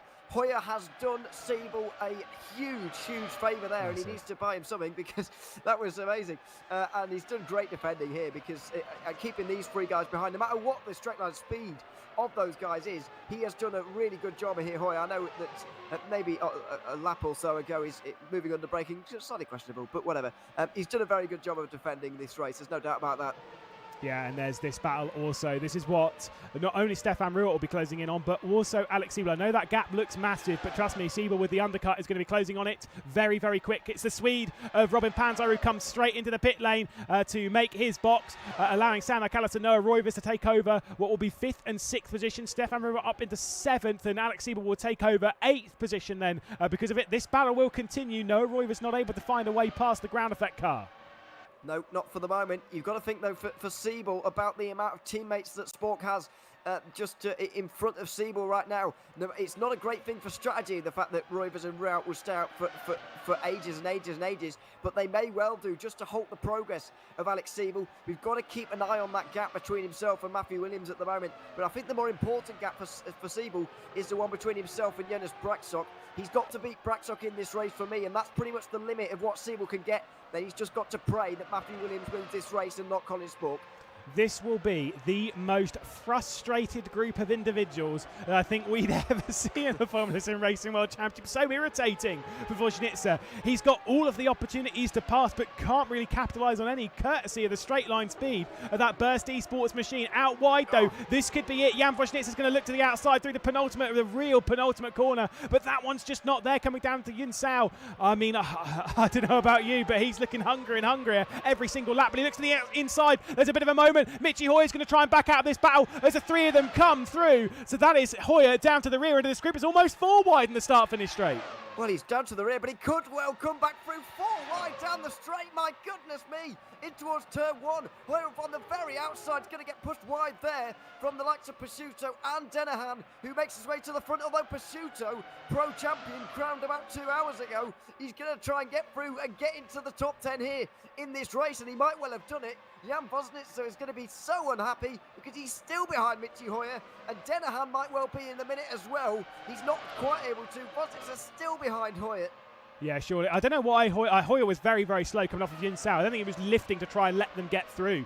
It was just courtesy of a very, very poor exit. There was Jan Wojnitsa looking to the inside. There's more people looking to book their place into this battle as well, because Adam Rainey and Thomas Vack also closing in on the rear end of Jan Wojnitsa. So as much as Cosmo Pashutto's got to the front of the group is growing rapidly as into the pit lane. Janis Braksok has come down to the lane. Is it the final time, though? I'd have to say he's going on to the mediums. You've got to say with 22 laps left to go, surely it's the final lap. Yeah, it's oh my God, it's a remarkable race at the moment. Even these guys in the midfield, pretty fun to watch. Even taking the whole championship thing out of it, it's a very entertaining race at the moment. But Jan Wojnitsa will not be entertained because he's still behind Mitchy Hoyer, and it's almost mind-blowing how he still is there.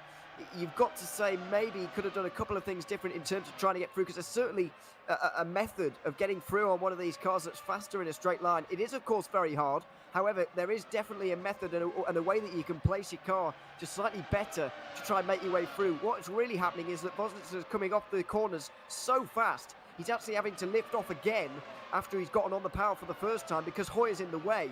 And so he's got to time that a bit better to try and get those runs a bit better onto the front straight, particularly to make his way down the inside through turn 1. Although even then, I'm not convinced he could outpace Hoyer. I've got to say, it's been an absolutely incredible race. I have thoroughly enjoyed this one, and I am very excited at the prospect of 22 more laps to go in the final round of the season. And you can see Wojnitsa getting more and more frustrated. I don't think he's going to be getting through this time. You could see how much power he put down there, and you'd think, Lewis, you're crazy for saying he's not going to get through this time. We've seen it time and time again. That burst car is super fast in a straight line. Jake Denahan comes into the pit lane then, and Mitchy Hoyer will take over the top 10 once more. And this time, Jan Wojnitsa still not able to get through. A battle a lot further down the order, by the way. David Toft and Dennis Jordan in 18th and 19th at the moment, the closest battle on the circuit. Yeah, Dennis Jordan's going to be very glad, by the way, that Red Bull Racing wrapped up the Teams Championship last week, by the way. 92 points is their unassailable advantage over Unicorns of Love now, who never really were going to challenge them anyway. But Dennis Jordan's going to be glad, nevertheless. about that. Speaking of his teammates, Siebel has got in front of Braxock with that undercut, sort of, you could say. He's just running his strategy. But the Braxocks had to go onto the mediums again as Mitchie Hoyer nearly goes around. Now Vosnitsa's going to be free. But yeah, Braxock's not got too much of a tyre advantage over Siebel. So it's going to be a battle between those two for third place. The real important battle is between Matthew Williams and Colin Spork. 20 laps to go. And 1.1 seconds separates this very young Dutchman from a World Championship. I mean, again, what an incredible story it would be. And we've said before, you know, when you consider eras in the Formula SimRacing World Championship with the likes of Bruno Marquez, the likes of Bonnehaus, of course, the Bonnehaus era, the most recent era that we've effectively come out of courtesy of Jone Simičić not partaking in the 2022 season of the Formula SimRacing World Championship. Are we entering the Colin Spork era? You don't know. You just don't know. The speed, the talent of this kid, I mean, I wouldn't rule it out. I can't wait to see what he's going to achieve over the next few years. He's already been a part of a lot of very, very big teams in his short sim racing career, including a couple of rounds of the Formula Challenge Series for a big, big name in the world of sim racing, that being Team Redline, to now drive for Unicorns of Love. I'm sure plenty of other stuff on the horizon as well. Could it be the World Championship which he'll be taking? He's still got a lot of work to do. He still needs to keep his head clean, and maybe, just maybe, he still needs to win this race. I think he absolutely does need to win this race. In my opinion, Braxock is not looking... I don't think he's going to have quite the end of race pace to get ahead of Siebel here. So he's got to rely on himself here, Spork. Although he has got help from his teammate now, Ruel, who's going to do his best to keep Siebel behind. But it's going to be so hard with Siebel's straight line speed. He's going to use all the push to pass in the world to try and defend. Outside line now for Siebel, who will breeze through. Into turn 4 he goes, and he is through. A very important pass. Only Noah Roybers really, in terms of teammates, to get through on now. Siebel, for me, should be finishing in third. It's all in the hands of Colin Spork now. Siebel can't do any more. Well, he could have done any more, of course, because he could have won the race. But from this point on, he can't do much more for me. He's just got to keep pushing and keep pushing hard. Matthew Williams then comes into the pit lane and relinquishes the lead over to Colin Spork. It'll be medium tyres surely for Matthew Williams as he'll look to seek out the checker flag and potentially a first race victory at this level in Formula Sim Racing competition. And what a drive it would be. Colin Spork then back up to the lead of the race. Jan Grankvist will take over in second position. I mean, what a race, by the way, from Jan Grankvist. He's doing a super performance at the moment. I don't know what position it's going to be good enough for later on in the afternoon. But either way, great drive thus far. Yeah, fantastic drive so far in this race. Remember, he got 4th place at Spa and 6th place at the US Grand Prix a few weeks ago. So he's had a couple of good results, but this is by far and away his best drive, you would say, so far, because he did inherit a lot of positions at the Belgian Grand Prix. So, yeah, it's another great drive, although we just haven't seen very much of him so far in this race. Pursuiter trying to make his way through on the back of becoming pro champion, which I think is quite a difficult thing to do, actually, coming back on a victory like that to try and do a proper race like this. But there we are. He's doing pretty decent at the moment. Well, thankfully, it's the same car, so at least we have that to deal with. So he's jumping like for like, which that's a handy step, must be said. But still, like you say, it's a big step, big boots to fill as we'll look back to the battle then for Adam Rainey, Mitchie Hoyer, and guess who? Jan Vosnitsa still staring at the rear wing of Mitchie Hoyer. This is going to be such a frustrating drive, but Adam Rainey might well assist his teammate then, but Vosnitsa was not able to get to the outside, coming through 6 and 7. Can he get to the inside of 8? Nope, because Mitchie Hoyer's covered it off. Yeah, Mitchie Hoyer knew that he was going to, though, or going to try. Didn't end up coming to fruition there for Vosnitsa, and he's going to get on the outside of turn 10. No way through there either. Oh dear, it's so frustrating. It's got to be really almost soul destroying for Vosnitsa at this stage. There's almost nothing he can do. I do believe, by the way, these guys have both made their final pit stop of the day as well, so he really is resigned to this till the end of the race. Which would be probably the most frustrating way, because the thing is he will know Jan Vojnica. He will know that this will be the final pit stop for him, maybe for Michi Hoyer as well. He's going to look to the outside of Adam Rainey, sends it in around the outside of the centre S, and is that in a little bit too deep? The answer is yes. Michi Hoyer is not able to get through as much as there's a lot of straight line speed. Adam Rainey's able to hang on, looking to the outside of T3. This is Jan Vojnica trying to make it stick. He's gone a little bit wide though as the snake moves one way to the other. It's Adam Rainey trying to hang on, the man of Northern Ireland. He sends it to the inside of Michi Hoyer. He's up and over the curb. He's going to be able to hang on, and it's opened the opportunity for Jan Vojnica to come straight through on the Burst eSports man. And now what does Adam Rainey do? Does he lift? Does he allow his sister teammate to pass in Jan Vojnica? I think the answer is no. No, he won't indeed, as race leader Colin Sport comes into the pit lane, by the way, now, and Matthew Williams goes through on him by quite a few seconds. The undercut is quite large once again, and so the gap is going to be about 3 seconds when it all normalises on the exit of the pit lane. 16 laps to go when we get to the line. It's much closer to 5 seconds, actually. Spork has got a lot of work to do here. He's in front of Siebel at least, so that's a positive. But he's got to chase down Matthew Williams to win this world title. Whoa, Adam Rainey out wide, and now it was a little bit of 3 wide there as guess who's coming through? The absolute bullet that is Michi Hoyer. Once again moving himself up into 13th position, and Adam Rainey straight down the inside of Jan Vojnica. This will be the most frustrating battle I think Jan Vojnica has had all season.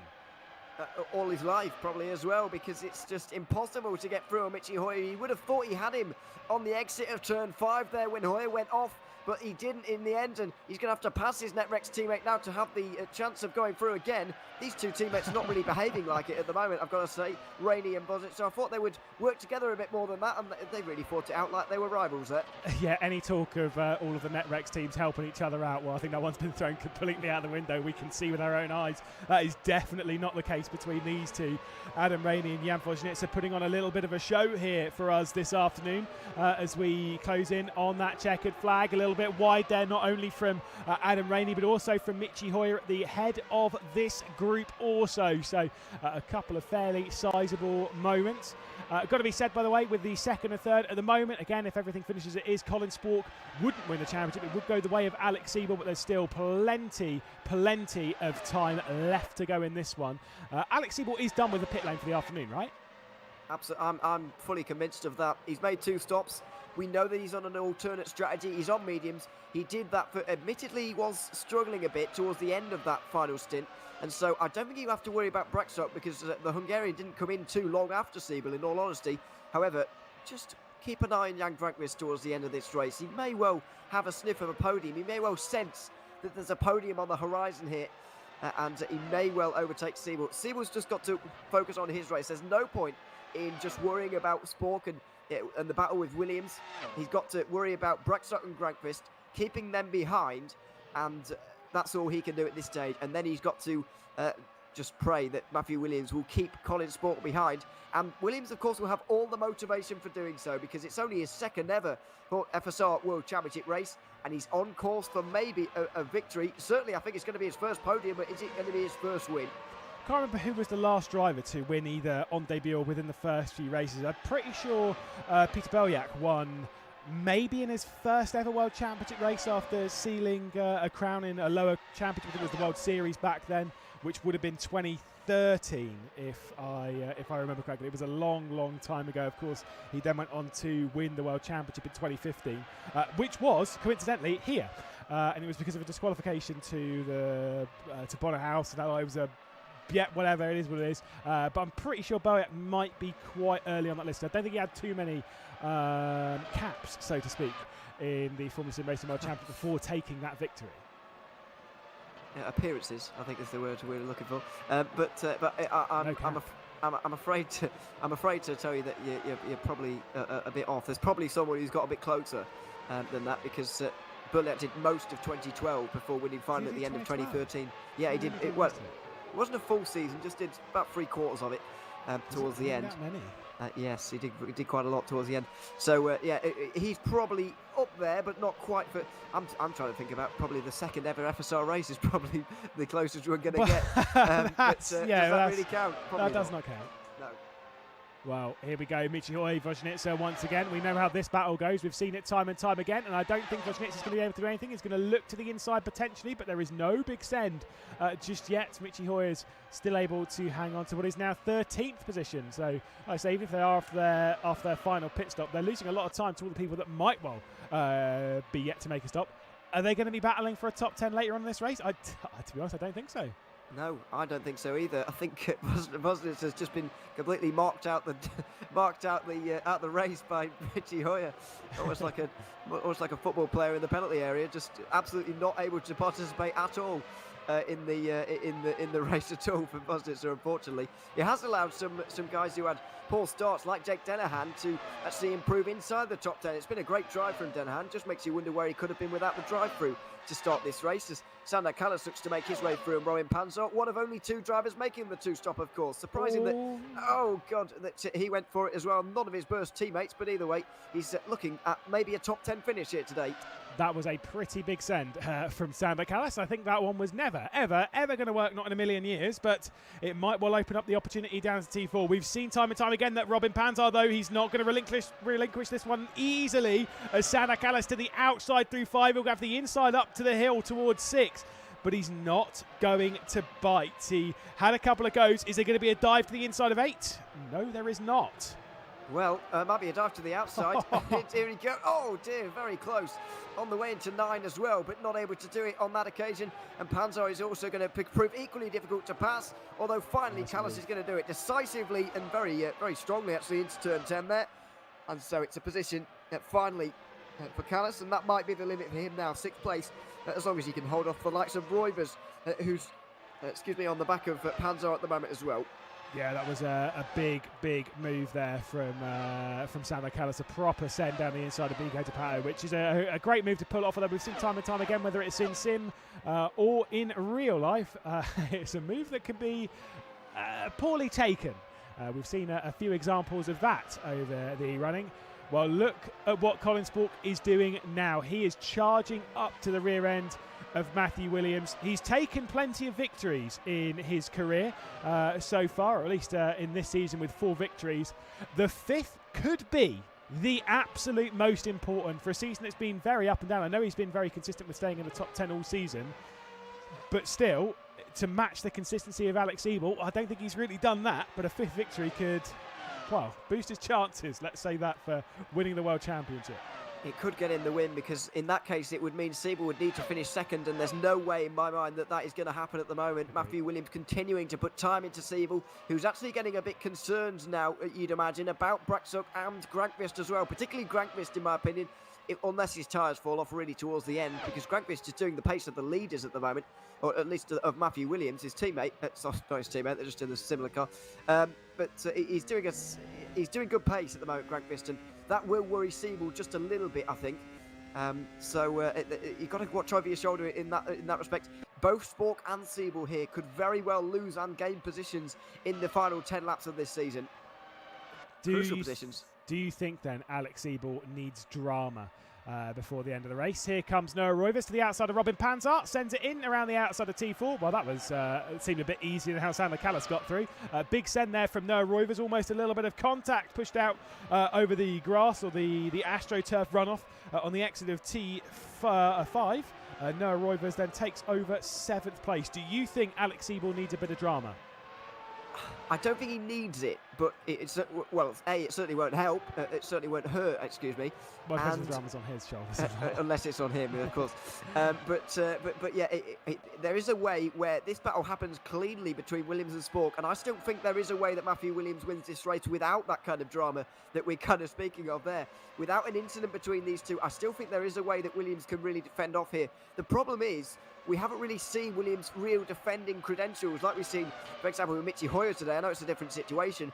However, we know some of these drivers in this field particularly good at defending. The way Matthew Williams has won races in Pro, in particular over the 2022 season, is by getting out front and winning by second after second. Yeah, he's won by big margins, and so he's not really had to fend off towards closing stages of a race like this. He's certainly not had to do it in the World Championship before.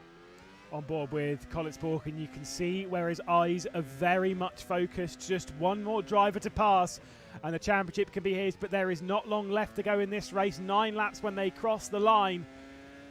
Wow, I mean, hold your breath. These are going to be some of the longest laps of Colin Spork's career, and that could even span until the end of it, because you remember your first proper World Championships, your first big victories, and against rivals like this, in championships like this. I mean, the history books, the drivers that you would be associated with by taking a victory in this, it's a big, big deal. Matthew Williams, though, feeling the need to defend as they head down the Retro-Aposta down towards T4. This is a big moment. Colin Spork straight around the outside, and he takes over the lead of the Brazilian Grand Prix. Will he be able to hold this one out towards the end, though? How close can Matthew Williams stay? And how much of a challenge will he put up for the rest of this race here? Spork is clearly stronger. He came onto those tyres a little bit later on, of course, pitting a couple of laps later. And so there's tiny bit fresher, but there's not much in it. And Matthew Williams feeling the pressure already. You can see him just sliding on the way out of turn 9 there. Couldn't quite get the exit he wanted, and Spork has already got a bit of a margin. Can he even break DRS maybe by the detection point? I think that's a stretch too far. However, he's certainly putting Matthew Williams under some early pressure here with 8 laps to go. I mean, this is really an incredible performance from Colin Spork. After the moments that he's had in this race, you could see push to pass already being used from Matthew Williams as he's closing his way back in. He wants this race victory, he wants to take over the lead again. He's got DRS open, push to pass being used from Colin Spork to the outside of the centre S, and Matthew Williams is going to send it in. He's just got alongside at the moment. Colin Spork's got to give the room. Bit of a moment there from Matthew Williams. The move is not completed. Colin Spork hangs on, at least for now. Goodness me, that was so close, and Williams once again not able to do it. Is there a dive here inside of turn 4? Whoa. So late on the brakes from Williams, and Spork decides, I would rather live here and I would rather back out and lose the lead right now, because that was a send from Matthew Williams. There was no way he was going to be denied the race lead, and Spork has just had an insight there as to just how hard the debutant is going to fight for this win. It's going to be such a hard fight for Spork now. That was a big moment and a big send. Oh, I mean, that had my heart racing just a little bit. I was kind of, I was seeing Colin Spork's life flashing before his eyes at that point, because that was looking like a very big moment. You could see how hungry Matthew Williams was for that. You'd have to hope that someone's in the ear of Colin Spork now saying, you have to win, you have to win, you have to take this from Matthew Williams. Do you want to win the World Championship or not? It's now or never. Looks to the inside, nearly gets squeezed into the barrier, and this is Colin Spork retaking over the race lead once again. What a super battle it is between Spork and Williams at the head of the field in the final race of the season. What a great fight it is, and Spork is going to have his work cut out again trying to defend here. They're both on the push to pass. Williams has got the DRS. Oh, he's not going to go for it up the inside this time. He's got to stay close, though, through the middle sector. The length of this circuit, though, might just not play into the hands of Colin Spork here, because there's not much time between now and the next DRS zone. Not many corners, really. There's only about 4 or 5 where you can really make up time. And so it's going to be hard to break the DRS. It's going to be hard to get far enough away. So Spork has got to put in a huge middle sector here, as there you can see it. The all-important championship battle has changed hands. Colin Spork now in the championship lead, as Alex Siebel comes under pressure now from Jonas Brakshock and Jan Grankvist behind. Colin Spork begins to edge a tiny gap over Matthew Williams, half a second. How much push to pass they have. You can see, boom, instantly there on the button. Colin Spork used just a little bit, but more is being used from Matthew Williams, who's closing in.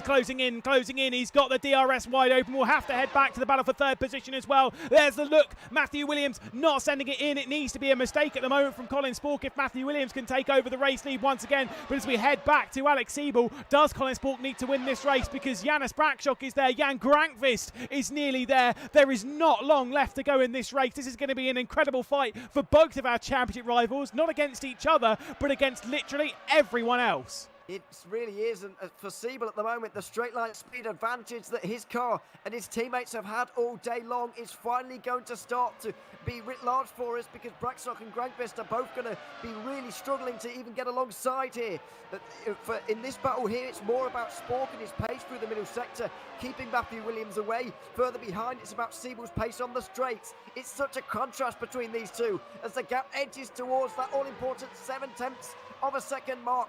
That is the point where Matthew Williams will no longer get DRS. You can see he's on the limit right now and going over it at times as well, trying to stay as close as he humanly can to Colin Spork with 5 laps to go. That was an absolutely massive moment from Matthew Williams, who we're on board with at the moment. He's closing in once again. He doesn't fancy a big send to the inside coming down to the first corner. As we go back to the battle for third position, though, will Alex Siebel have to worry about Janis Brakshock, who's there? He's with the DRS. He's pushing. He's closing in. Janis Brakshock looking for a podium once again. Not able to do so. Alex Siebel's just able to hang on. He is for now, but Siebel's got to defend for his life here. There's no point trying to keep any kind of pace in this race. Just defend and stay in front as much as you possibly can. There's no point hoping for a second place finish here for Siebel anymore. That has gone out the window a long time ago. Coming in third is the best he can do in this race, and it might yet be enough. He's just got to hold out hope. Wow.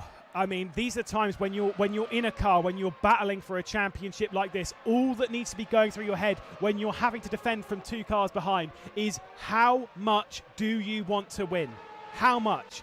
That is going to be absolutely critical. You need to keep telling yourself, you can do it. You've done it for a few laps. You can do it for a few more. You can do it for a few more. It must keep running through your head over and over and over again, because the moment that goes, the moment that you get complacent, the moment that you lose the race, the title, everything, it is such a monstrous moment that Siebel has the weight on his shoulders right now. Brakshock and Grankvist closing in. Could Grankvist make his way past the Arnage competition man? He's going to look to the inside, outside. Which way is he going to go? Down into the first corner. He looks to the inside. He commits. Is it going to be a bit of a moment? Jan Grankvist makes his way through as Janis Brakshock jumped out of the way. And Alex Siebel, well, if he was under pressure before, he's going to be under pressure a lot more now. He certainly is, but it might not matter. Colin Spork for the first time there broke the DRS of Matthew Williams through the front straight and down the back straight towards the fourth turn as well. Look at the margin. It's nearly 1 second, but all you need is 7/10 in the Formula SimRacing World Championship for 2022. And so Matthew Williams might have just seen his chances of a first World Championship victory go out the window, and the gap's increasing again and again. Sport keeps stringing these laps together. The relentless pace that has got him in this position in the first place might have just won him the World Championship. No matter what happens behind, it could be. With 3 laps to go, he's got a great chance now. Yeah, there is such a small amount of time left to go. I mean, this championship fight has delivered again and again and again. As we race around once more, it has swung so heavily towards the Flying Dutchman that is Colin Spork. Jan Grankvist looking to take a podium as he's closing in. It's been the most convincing drive from Grankvist that we've seen so far this season. I mean, what an incredible drive thus far. He's got to wrestle his way past Alex Siebel, who looks to have that same advantage that we've seen from Michi Hoyer. We know there is a little bit of a partnership there. There's a little bit of working together. The straight line speed of that Oracle Red Bull Racing eSports is looking very tasty as here comes Jan Grankvist straight around the outside of T4. The space has been given from Alex Siebel, but just about. Grankvist is nearly taken over that podium. Nearly, but he's getting so close as well, and this could just rub salt into the wound now. Going towards turn 8, around the outside, maybe up the inside for 9. That could be brave. Oh, he's not going to do it though. This is real big pressure now for Alex Siebel, that this is all he can do at this stage. Ideally, he needs to be in second place right now, but obviously that's not going to happen. This is the next best thing. All he's got to do is hold on, but he's got 2 laps, and it is looking difficult, more difficult with every lap.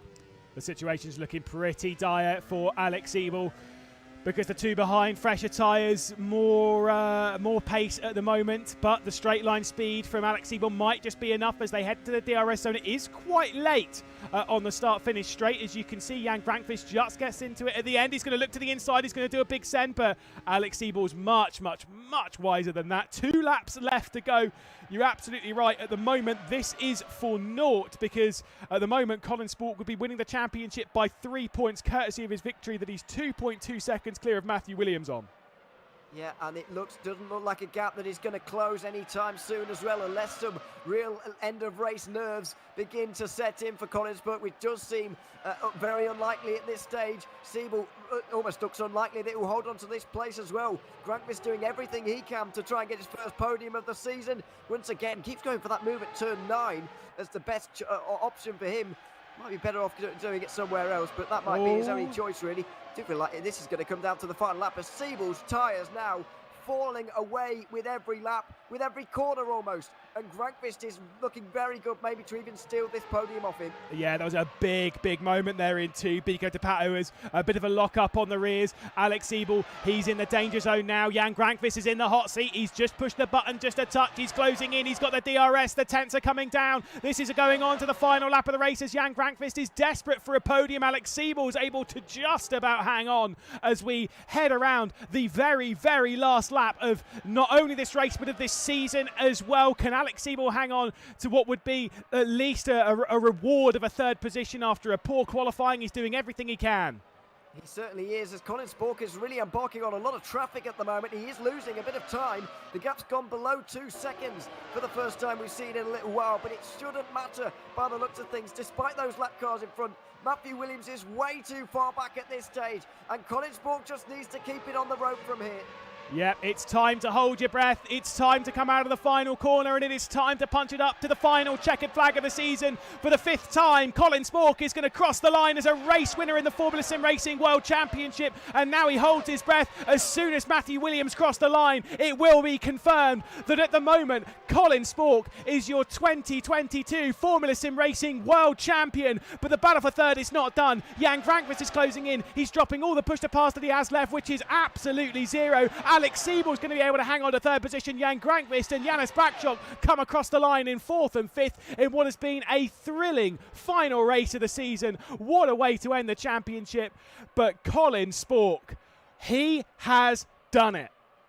Fantastic championship win for Colin Spork. First full season, let's not forget, and still only a teenager. What can he produce over the next part of his sim racing career? It does feel like this is just the start for him. And as for Alex Siebel as well, it does feel like there are better days forward for him as well. But this one will sting from here to lose out in FSR's closest ever World Championship. What an incredible fight. I mean, what a shame for this driver, who is still battling it out with Matty Mlynek. Oh, see you, mate, as Adam Rainey might try and get through. It's going to be a drag race. Never mind. Everyone's dropping it in this battle, and it's going to pass his way over to Dennis Jordan, who has not had a day. He was saying he might struggle around Interlagos as he crosses the line. Just 16th position. But we head back up. Got to maintain. It is very provisional. But we'll be catching up with Colin Spork in the near future. And I think we'll be catching up with him quite a few more times in the years to come if he puts on drives like this. It's not been a perfect season, we will add. There have been mistakes, there have been issues, there has been drama.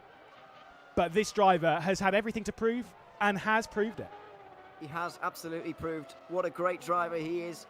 And he's taken this title by only 3 points. I mean, in terms of those first 3 positions, to be honest, it was a very clean race between everybody. I don't really think anything is going to deny him from here for Spork. I know he's been especially shaky in the second half of this season. There's no doubt about that. The inexperience may be coming in, but sometimes the talent can overcome the inexperience. And with some experienced heads around him, certainly Spork has been getting his way through this championship. Now, at one point, it looked like he was going to run away with it by hundreds of points even. Obviously got pegged back a little bit, but now he is the deserved champion. 3 points only in it, but wow, what a season it was, and Unicorns of Love can celebrate. It's a great accomplishment for them as well. Yep, get your photographers out, get your pictures ready, because for Unicorns of Love, they might have come up short in the team's championship, but that's not the one that will be sweet. It's the drivers that they will be feeling this afternoon, this evening. It's been a long run. Like we said, the season began all the way back in Imola with that victory for Colin Spork, it must be added.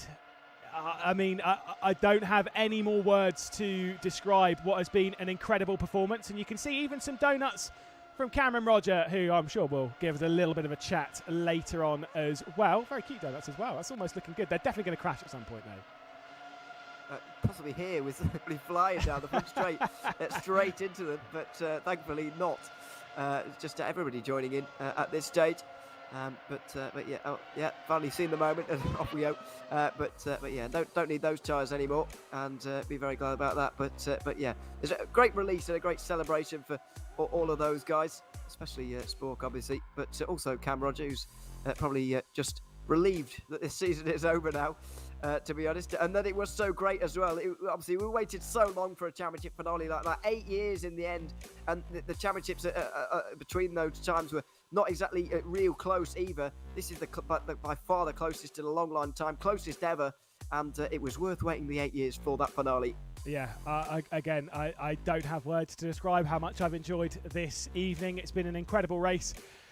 But it's all finished now. Colin Spork taking the victory with Matthew Williams and Alex Siebel rounding out the podium. We'll hopefully catch up. I know we didn't catch up with Matthew Williams on the podium last time out at Indianapolis. I don't think we'll catch up with him, but we'll certainly have a word from Colin Spork and hopefully as well from Alex Siebel. Although I will say, I don't blame him if he doesn't show up. It's going to be a heartbreaking evening to come up so short. Jan Grankvist in 4th position with Janis Braksjock in 5th. Sander Callas, Noah Roivers, Stefan Ruolt, Robin Panzar and Cosmo Prosciutto rounding out the top 10. Super drive for him at Cosmo Prosciutto, it must be said.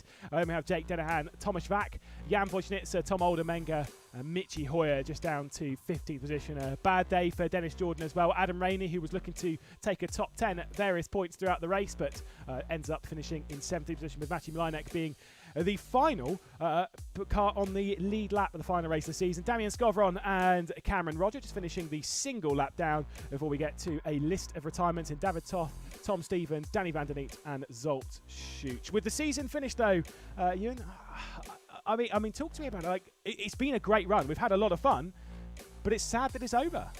It is sad that it's over, of course. I mean, it always had to be to get a finale like that. And we thoroughly enjoyed it. But yeah, it is sad that the season is over, of course.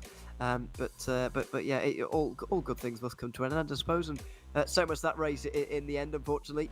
But there we are. It's been thoroughly enjoyable though. I've loved every second of it, every lap of it. Every single lap. I mean, that is a bold statement. I mean, we've had a great season, I think. Yeah, that's kind of the important thing to focus on, that there have been a lot of positives to take from the championship. That kind of there are almost more positives to think about than negatives. I think we've had a great season that I don't think many can fault too much. As we close in though, we can see again, must say, provisional standings in the season. Colin Spork in P1 with Alex Siebel in P2, separated by just 3 points. Dennis Jordan just about hanging on to 3rd position in the championship, courtesy of a poor round from Jan Wojnitzer.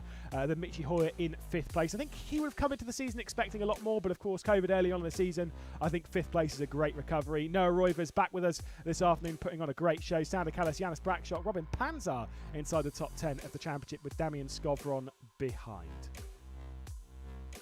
Absolutely, yeah. I mean, that swing at the end, obviously all important at the top, and surprised how close Dennis Jordan actually got to losing 3rd place as well in the end. But either way, they'll be pretty pleased that it didn't end up any worse than 3rd for him this season. A few drivers who have maybe underperformed on that list, maybe overperformed as well. There's been some surprises. There's no doubt about that. Yes, indeed. Well, we're going to catch a couple of interviews whilst we are here, because I think it's very important to catch up with some of our drivers. The first of which will be Alex Siebel, who does join us here, as well as actually Colin Spork. We'll catch up with Colin Spork in a moment. But for Alex Siebel, I mean, talk to us about that final round. It looked like a very tense affair out there. Poor qualifying. You had to really make your way up. Well, first of all, big congratulations to you, Colin. Amazing season and well-deserved champion.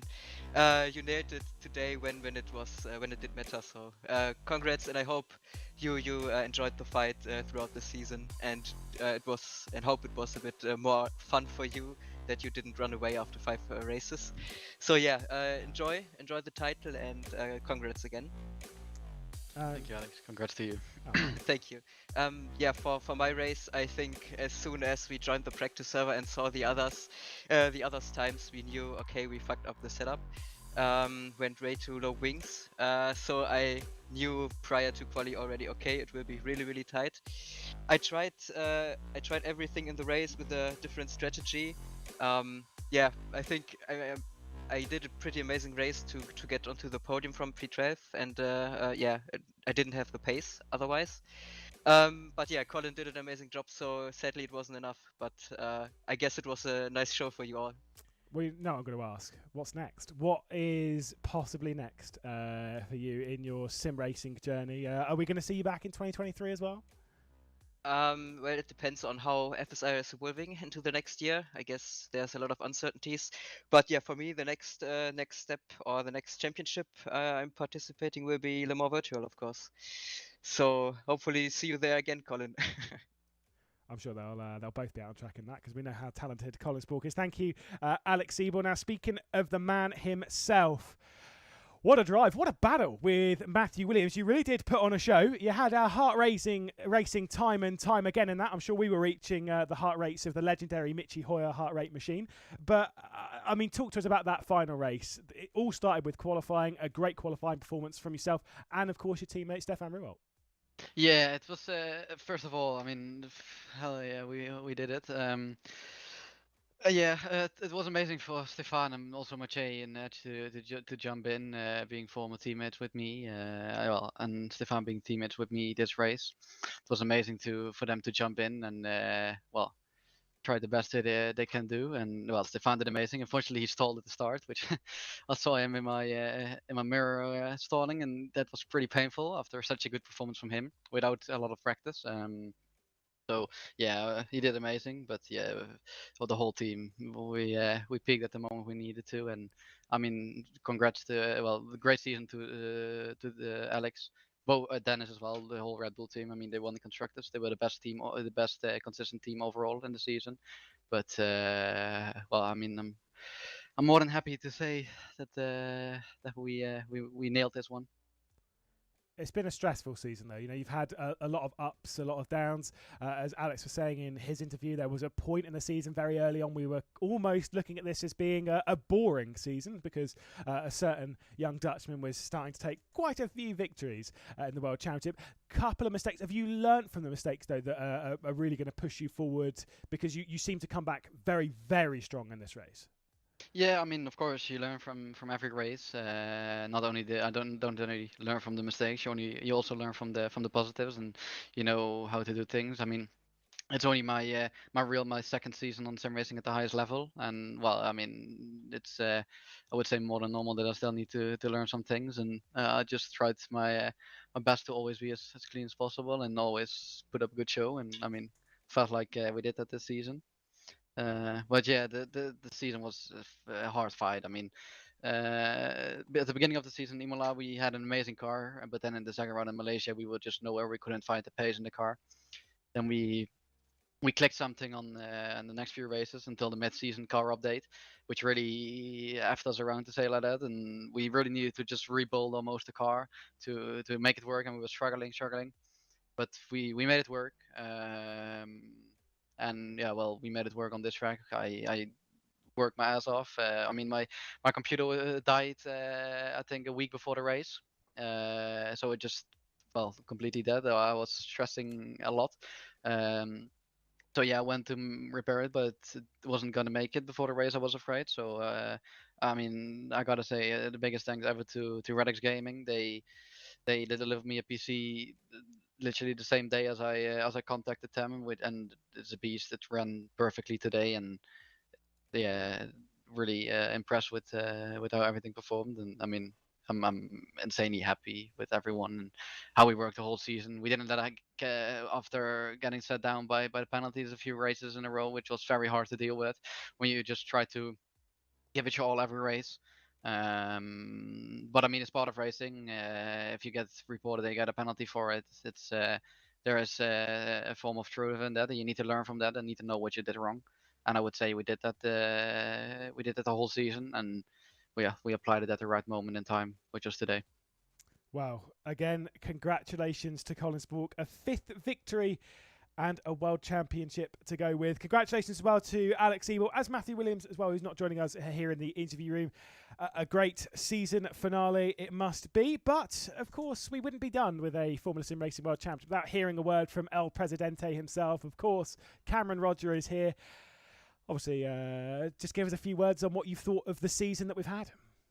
Yeah, it was an amazing battle between two great teams, and of course not just them but behind them we obviously the for me, the best thing this season was not just the fact that we had those two batting, was the fact that we had Ground Effect in there, we had Arnage in there, we had Royal Blue at the end. We had so many teams, obviously Burst as well with Mitchie last time out. There was probably about 6 teams that could have won a race.